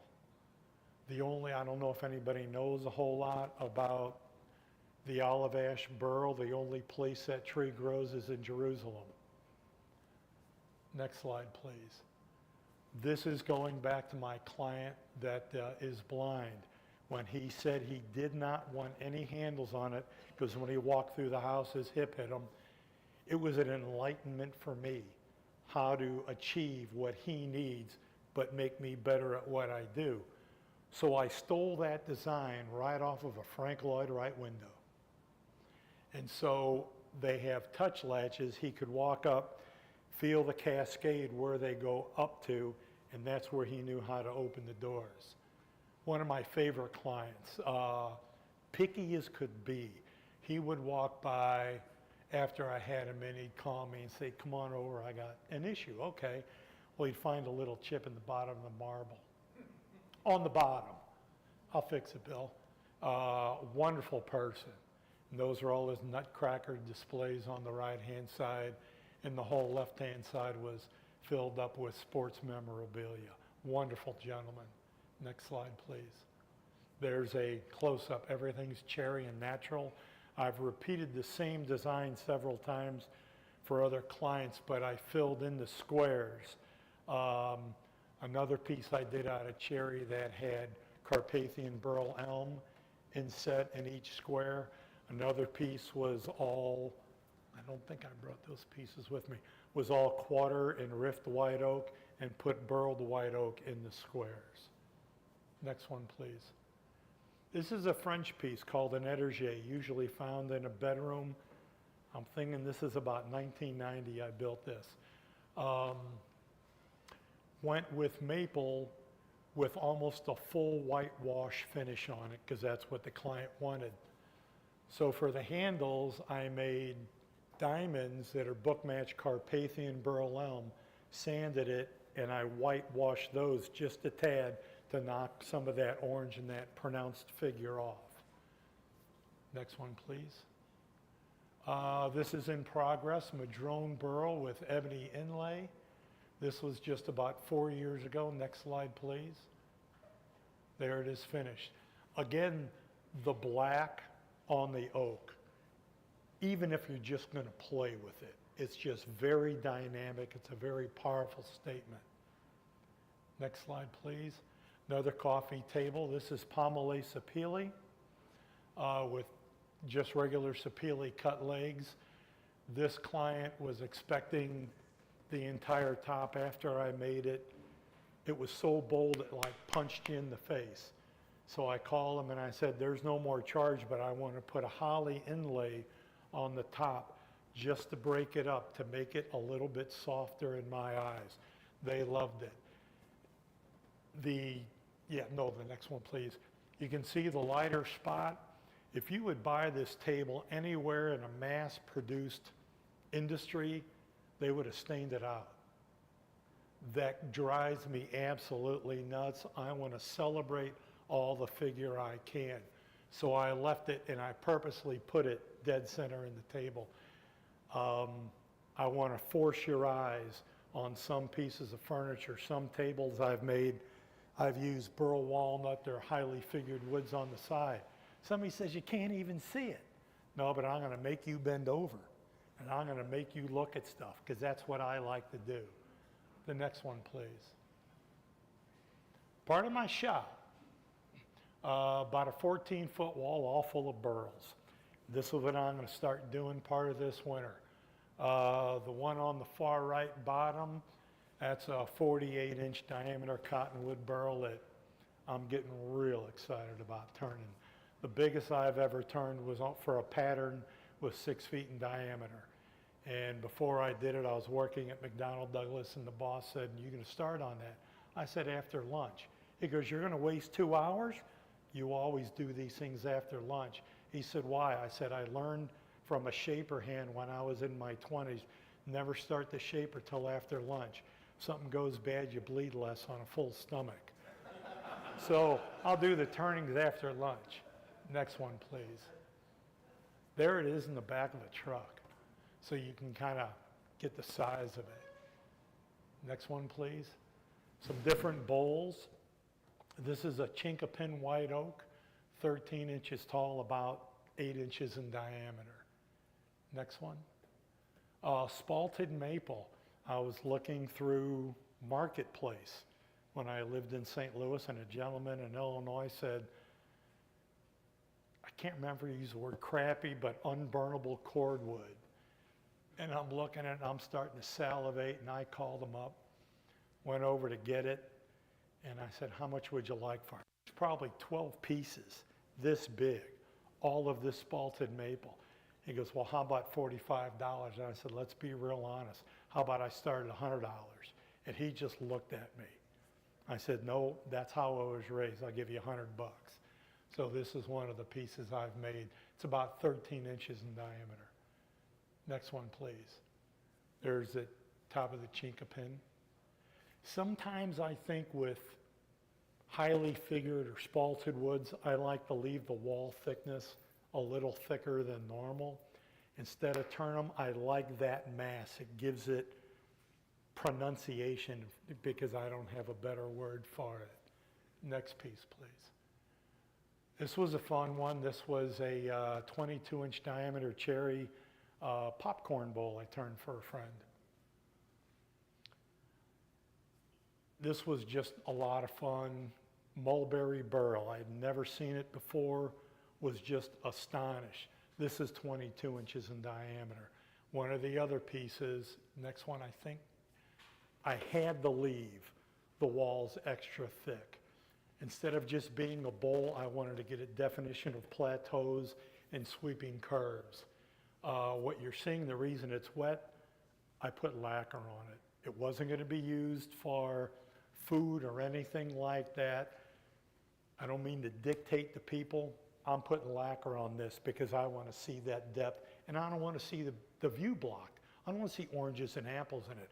I want an art piece, and this was a wedding present for a friend. Next one, please. This was a really fun job that I had, 11,000 square foot house. 2 people lived in it, and this is his library. Everything was mahogany. Everything I made, with the exception of the crown molding, I bought that out. All the fluted pilasters, I do those on the shaper. It's called the lady's fingertip, is how it cascades up to the top and gently exits out of the board. Personally, I don't like it when someone uses a router and just dead stops. It's like a blunt force trauma. It needs an ending. This is my interpretation of how it should exit, and it just brings up the elegance factor. The next, please. This is, I did a lot of the archways through his house. This is in the library, curved tops in the pieces. I do a lot of vacuum veneering. I've been doing it almost my whole life. I also have a giant 4x8 hot press. Weighs like 8,500 pounds, and that's where I do my flat work. But for the curved work, I do a lot of vacuum veneering. Next slide, please.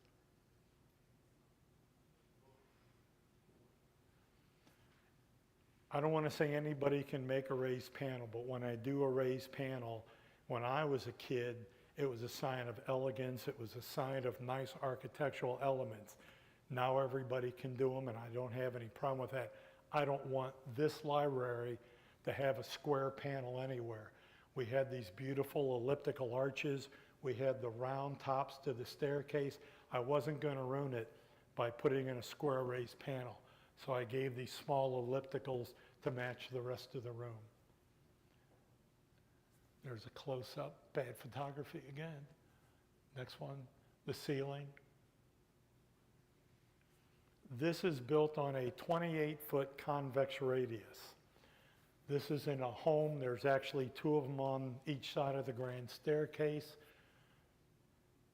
It was all quarter sawn white oak. And then next slide, the fronts were done out of burled white oak. Next slide. Oh, and I turned the columns. That was me getting into it. A law library, mahogany ceiling, mahogany bookcases, and I built the conference table. The easiest install I've ever done in my life. I don't usually get wrapped up about stuff, but I never sleep the day before an install. I can have the truck packed, have all my buddies that are wonderfully trained carpenters, I still don't sleep. And on this one, I came in, set the two bases, I had welded a horizontal steel frame ladder to tie the two bases together, set the top down, the stone company came in with a genie lift, suction cups, lifted it up, set it right down. We were done in less than 45 minutes. It was the easiest one I've ever done. All the shelves in there are 1 1/4 inch thick solid mahogany for all the books. Better picture of the conference table. Had a piece of brass inlay that really doesn't read well with all that. Next one, please. The attorney's law office. This was masculinity punching you right in the face. And to make it worse, all his associates' offices were done in pink Zolatone. This is black lacquer on maple. Comes down the wall 12 feet, cuts across at 45 degrees. You can see the computer when this was built. And then comes back down the other wall at 12 feet. Carpathian burl elm at the top, Carpathian burl elm at the desk, 2 half starbursts with a book match in the middle. Next one, please. That's a starburst that I did. You can see the brass inlay on that one. And I was an idiot because I used 1/4 inch by 1/4 inch brass for the inlay instead of getting thinner stuff. So we're sitting there bending it and trying not to pull our fingertips off where it ended at. Next one. This was a fun piece. This was another remote control piece. You push a button and it was a double guillotine. One went up and one went down to expose the TV screen behind it. And that's black lacquer on oak with the Carpathian burl elm. Next one, please. This is one of the 2 chairs that I had the honor doesn't come close for Pope John Paul II on his visit to St. Louis. My dad died when I was 8 years old, and he went down to see what they call the Pink Sisters. And they're a group of nuns in St. Louis, a higher faith than I can ever understand. There's a nun on the altar 24 hours a day, 7 days a week, praying. They never leave. And my father went there every day when he was alive, and after he passed, my mom took all 5 boys, like a little ragamuffins, down there at least once a month. So I was down there praying one time and chatting with Mother Superior, and she goes, "Exactly what do you do?" "I build furniture." She goes, "I got a piece that I need repaired."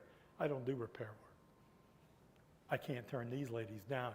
It was a stunning piece from Saudi Arabia from the mid-1800s, rosewood with mother of pearl inlay.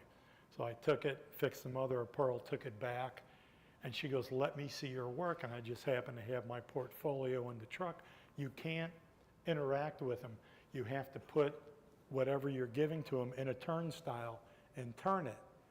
And she started looking, she goes, "I'm going to hold on to this for a couple days." I said, "Okay." 2 days later, I got a call from the Archdiocese to help design and build 2 chairs. Next one, please. I get a lot of inspiration off architecture and nature.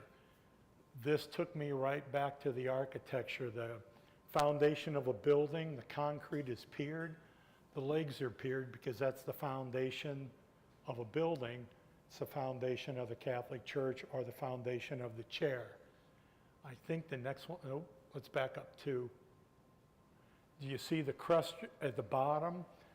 That is a geometric formula of a suspension bridge, because he was the first pope in my lifetime to apologize for the Catholic atrocities, to suspend himself to other countries, other cultures, and other religions. The arms are splayed out to give you a sense of welcoming. The white linen is a sign of purity in the Catholic Church. If we can advance 2, please. And that's the fleur-de-lis, the symbol of St. Louis.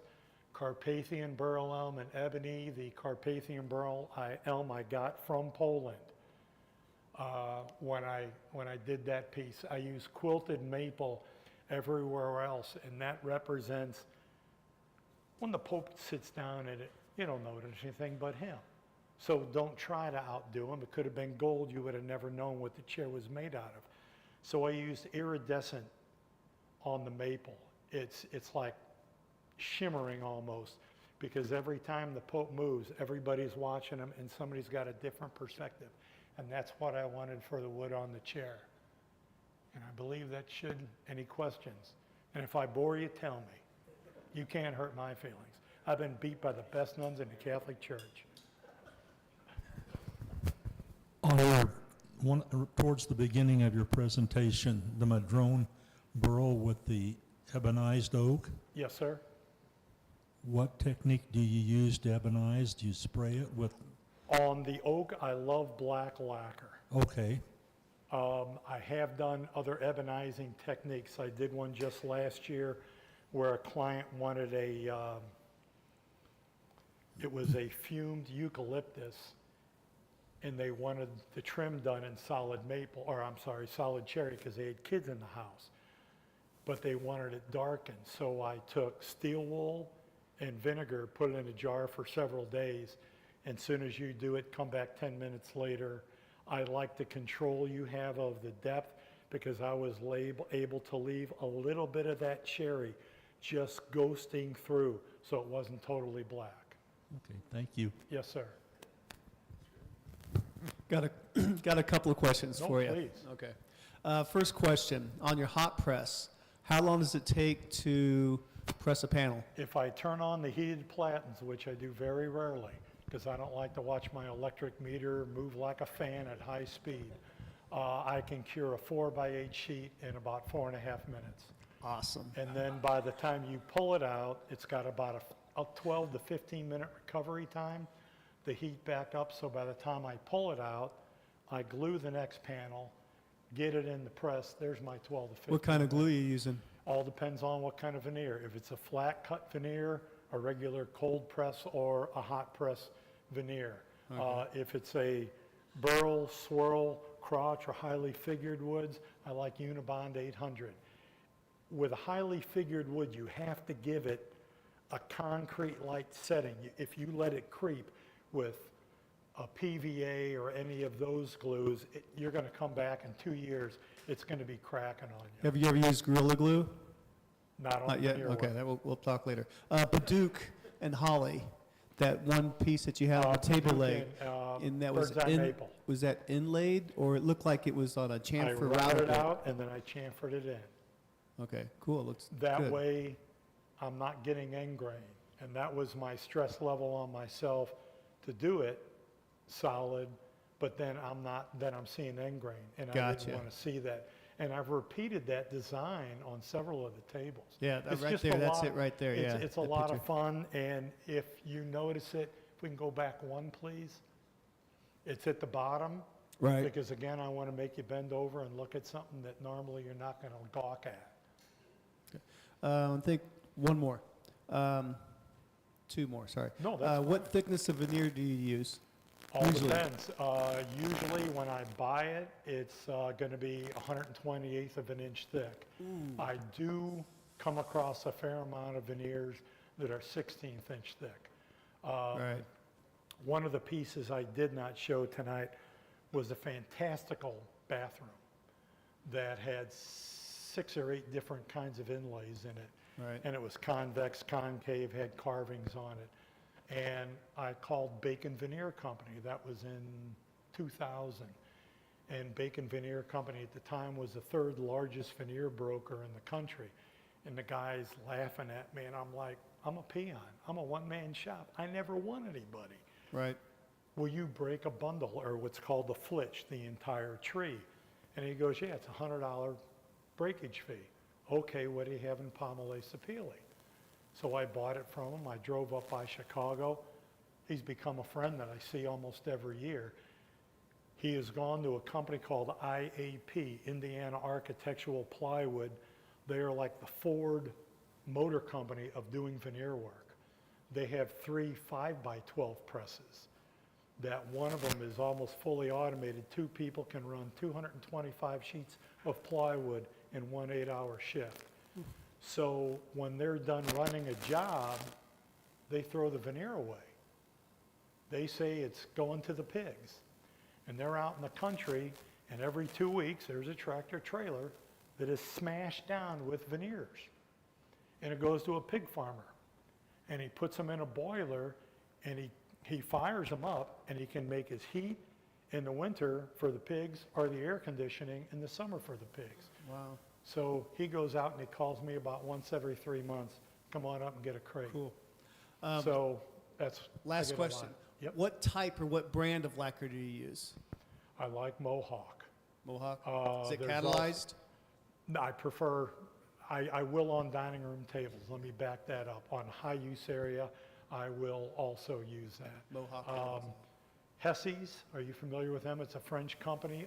It's about $150 a gallon. But durability, you could drop MEK on it. You could drop anything you want, won't eat through it. Thank you. Thank you. And I usually use my press as a cold press. Do you use an HVLP to put the black lacquer down? Yes, I have 3 HVLP guns, 2 gravity guns and 1 cup gun. And then my favorite gun to use, I have a SATA. The other 3 are DeVilbiss. What was your favorite? SATA, S-A-T-A, it's a German-made company. Precise gears that when you spray, it's like putting on liquid glass. They're expensive. They're like $1,100 for the gun. I also have a airless for when I paint, when someone wants something painted, bathroom vanities or something like that. Does Mohawk make the black lacquer in a spray can? Yes, they do. Okay. And if you find a black lacquer at a local paint store or something, I use Johnston Paint and Supply in Columbia, Missouri. They can take your black gallon can and put it in a spray can for you. So in case I have to go out to a job site and do touch-up, I've got the same finish going on or the same batch number. I'm guaranteed my colors will be unified. Can't wait to try. Okay. Yes, ma'am. Oh, I'm sorry. Go ahead. He answered my question. Okay. You obviously have a lot of technical expertise and training, but also a super strong sense of design. Did you have training in design, or has that just come with experience and sort of using your instinct? Almost all of it's experience. I was 19 years old begging to go to work in shops and mills, but you didn't have any experience. Everybody said, get out of here, kid. I'd go into union shops and I'd say, take me, I'll work for a month for free. If you don't like me, kick me out. But I finally broke that barrier and got in. The saw you have that I donated, that's one of the very first Martin pieces of machinery in this country. That came in before Martin ever had a dealership here. I would work part-time for Martin Ott Pipe Organs. He's a world-famous pipe organ maker in St. Louis, now retired, and I got that from him.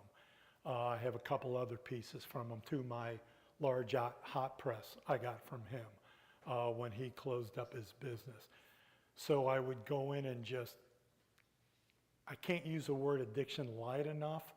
I read, I visited people. Is everybody familiar with Understanding Wood by Dr. Bruce Hoadley? It's a wonderful book. It's like reading a third-year chemistry book. I'd call him on the phone and call him in Boston. Leave a message, he'd call me back a day or two later. I called him at least a dozen times. He always answered the phone. I was in my early 20s and had a chance to go see Sam Maloof and Wendell Castle at the St. Louis Library, and I had just gotten my first commission in life. And Wendell Castle's up there, and stunning work, but he's up going, I did this, I did that, I did this, and he gets on. And then you get Sam Maloof up there, and Sam is like, we did this, and the guys in the shop and I did this. And it's like you punch me right in the face. This isn't a one-man show. He's giving credit to the people in the shop.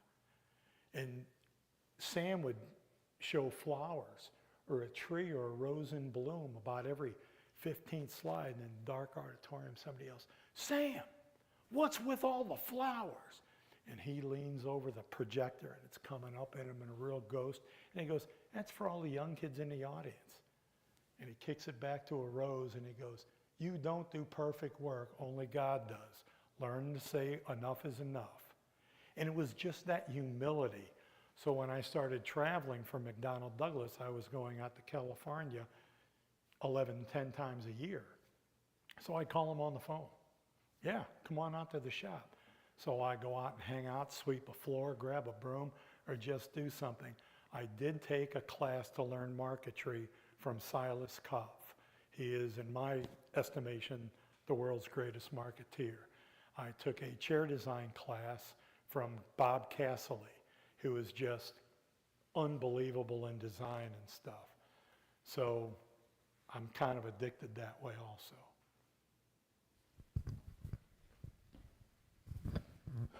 Joe, Yes, do you sir. teach classes?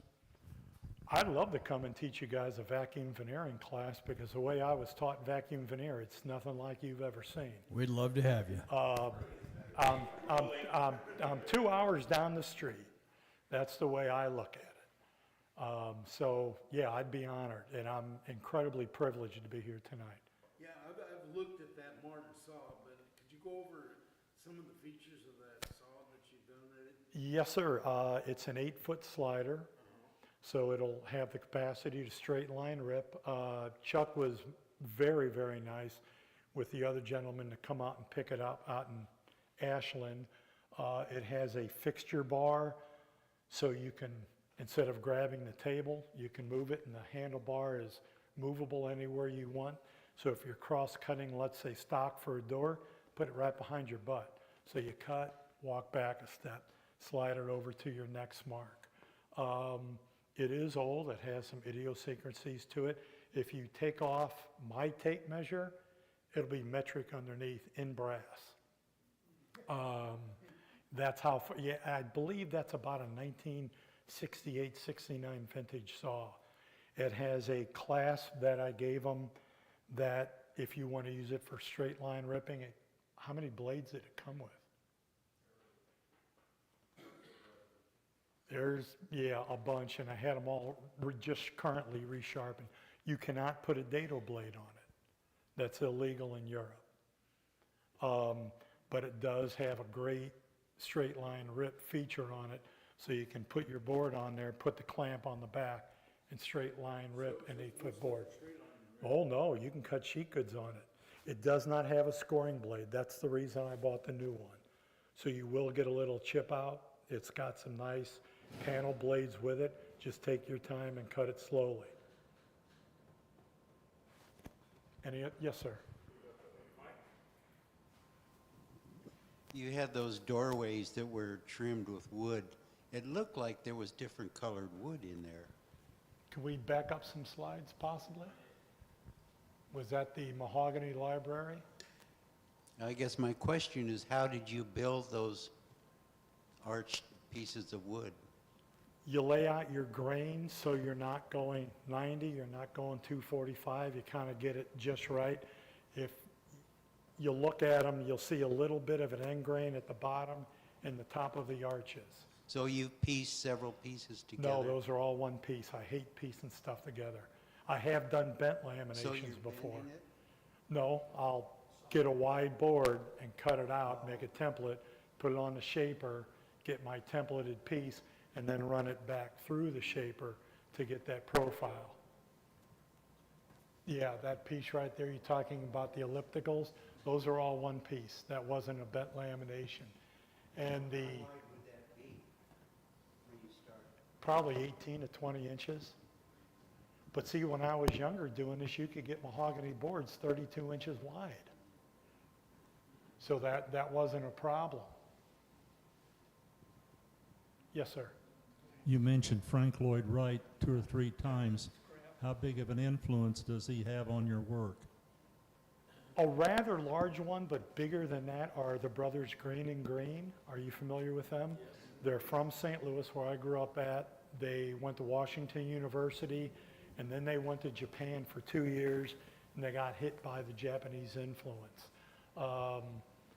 My wife and I rode the Harley from St. Louis to Pennsylvania 8 years ago to go look at Frank Lloyd Wright houses. I got outvoted. We're going in 3 weeks to go up to Taliesin East through Wisconsin and around Lake Superior. I want to do it on a motorcycle, but not this time. There's a pretty neat Frank Lloyd Wright house down in Wichita if you ever get down there. I did do some work at the Pappas House in St. Louis there, and that was a lot of fun. I love his design. I don't know about Kansas City, but if you look in Columbia or look in Kansas City for Bernoulli, he was one of his proteges also. More than Frank Lloyd Wright, are you familiar with Ewan Fay Jones? He was one of his proteges. Mr. Jones has these stunning chapels in Arkansas. And when I proposed to my wife and we were going to get married, she goes, "You plan it. Don't say stupid stuff like this." So we got married at Thorn Crown Chapel in Arkansas. In Eureka Springs? Yes. Yeah, that one. And I'm sorry? So, yeah, I love his styling of furniture. His chairs are horrible. Nobody sits at a 90-degree angle. You sit at a 90-degree angle, you're going to make a chiropractor the richest man in the world. So technically, he was not that advanced. But I love coming out of the late 1800s, 1900s. He brought that whole organic to life. Renee McIntosh in Scotland, William Morris in England. Those, yeah, I group them all. Yeah, it's real big. You know, here in Kansas City, we have that church down on Main Street that was a Frank Lloyd Wright. Okay. And it had been here for years before the final aspect, which was the light that shone up, was installed. Really? Yeah, they just installed that light a few years ago. I'm going to have to check that out. We recently went back to Indiana to get some more veneer, and in a little town called Columbus, Indiana, they have all this stunning architecture, and I'm looking at my buddy, go, "Where'd this come from?" He said, "Back in the 40s, we had a multimillionaire living in our village, and he would contract to world-class architects for design, and he'd pay all the design." And he goes, "The same guy that designed that arch built that church." I go, "That's an Errol Saarinen piece." So you can learn a lot from architecture. I was taught very early on, chairs are more important than architects, because you remember the designer of a chair. It's a Sheraton, it's a William and Mary. You know the guy that invented it. It's a Windsor. You don't know who the architects are. You know, you mentioned about Frank Lloyd Wright and the chairs. Mhm. I often see his chairs, like we were in Oak Park, and it looks like more architecture, like a building element than it is a piece of furniture. Exactly. Have you ever been down to St. Petersburg, Florida? There's a relatively new museum of the American arts and crafts movement. Really? And it's 5 or 6 stories, and 3 of them are nothing but furniture. Okay. In there, and there's St. pottery. St. Louis Art Museum has a wonderful collection of architectural millwork as well as furniture. The Eames were from St. Louis, so it's got a lot of history of furniture there. I didn't know it till after I got into it. My grandfather, who I never knew, was the shop foreman or the architectural woodworking department at Meyer Pullman. My great-grandfather was the designer of those cars. So it's in a DNA, I guess, somewhere. Yes, sir. So how old were you when you realized that that's where you wanted to 19. I was getting ready to go in the Navy, and I got a scholarship for singing opera. So I backed out at the last minute to go to college to sing opera, and I didn't want to sing. I wanted to be in the shop to learn how to build stuff. That's the only reason I went. And it just became an addiction from there. I've been so blessed to have older guys always take care of me, put me under their wing. When I was in the shop and all the younger guys want to go out for a beer or something, yeah, I'm going to hang around the old geezers. And now I'm that old geezer. That's why I need to give back. I haven't invented anything new. I'm just passing on what I've been taught. What does your design and drafting process look like, and how much do you have I in draw your by mind hand. before I you still start a draw project? by hand, pen and paper. Everybody else is doing AutoCAD and everything else. For the last 4 years, I've been doing mock-up work for Boeing. And I just built a set of missile transportation carts that were not only metal, they were also Baltic birch. They got the drawings on paper. And then he calls me and I'm looking at his CAD drawings and I'm like, this won't work. He goes, yeah, well, no, I'm gonna draw it full scale to prove it. Next day, dropped it off to him in St. Louis and he goes, yeah, I forgot the difference between a radius and a diameter. Everybody makes a mistake, I do it. But when you draw it by hand instead of just clicking and dragging, your mind's in what you're drawing. That's at least for me. Yes, sir. When did you say you were going up to Wisconsin to? We leave September 7th. We're going to be gone for 2 weeks. We're going to go the first day to the Figge Museum, if anybody is familiar with that. That's a museum where it has its furniture and textiles. So we want to start out with that, and then my wife's an interior designer, so she helps kind of feed my problems in I was life. going to say, if you're going up then, that is the perfect time to go up through Wisconsin on your motorcycle and hit the Harley Museum. Tell me about it. But I drug her along. Our oldest lives in Seattle. So 2 summers ago, I said, let's go see Teresa. Took me 32 days round trip. We flew her into Billings, Montana. I picked her up in Billings. It's only 12 hours over. We took 5 days. So when I get on a bike, I'm taking my time. And she didn't get mad on the way back without her. And I said, I went to the Bonneville Salt Flats. She goes, what'd you do there? I said, about 120 for 10 miles. Anything else? I hope I didn't bore anybody. Yeah, I think, I don't know if there's 1 or 2 last questions, but I think we're about ready to wrap up. It's getting kind of late for our meeting, but this has been awesome. This has been great. We were long and, yeah. Well, it's not much in comparison to what you've given us, but this is our token of appreciation. Thank you This, very much. this I the only way. appreciate The that. only way to get one of these cups is to do Wow. a presentation here. So, Well, thank could you. show that with pride. I will. I've We been usually follow- take what we call the mug shot. So hold that up, and there you go. I've been following you guys for about 4 or 5 years on your Facebook page. The one in St. Louis has nothing on you guys. And then when I sent Chuck the email about the donation, it was like, are you kidding me? So I found a home for it, and that means more to me than anything else. And I called Martin Ott, the pipe organ maker, and said, it's getting another life, because these things just don't wear out. So thank you for having me. It's been my privilege. Thanks a lot, Joseph. Thank you.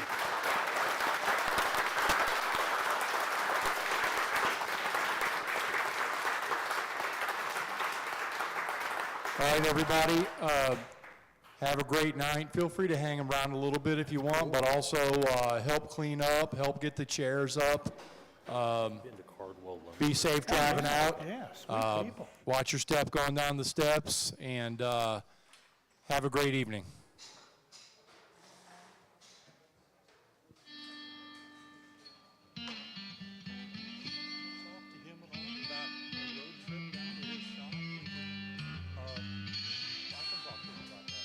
A special thank you to our guest today, to the Guild's Leadership Committee, and to all of our sponsors.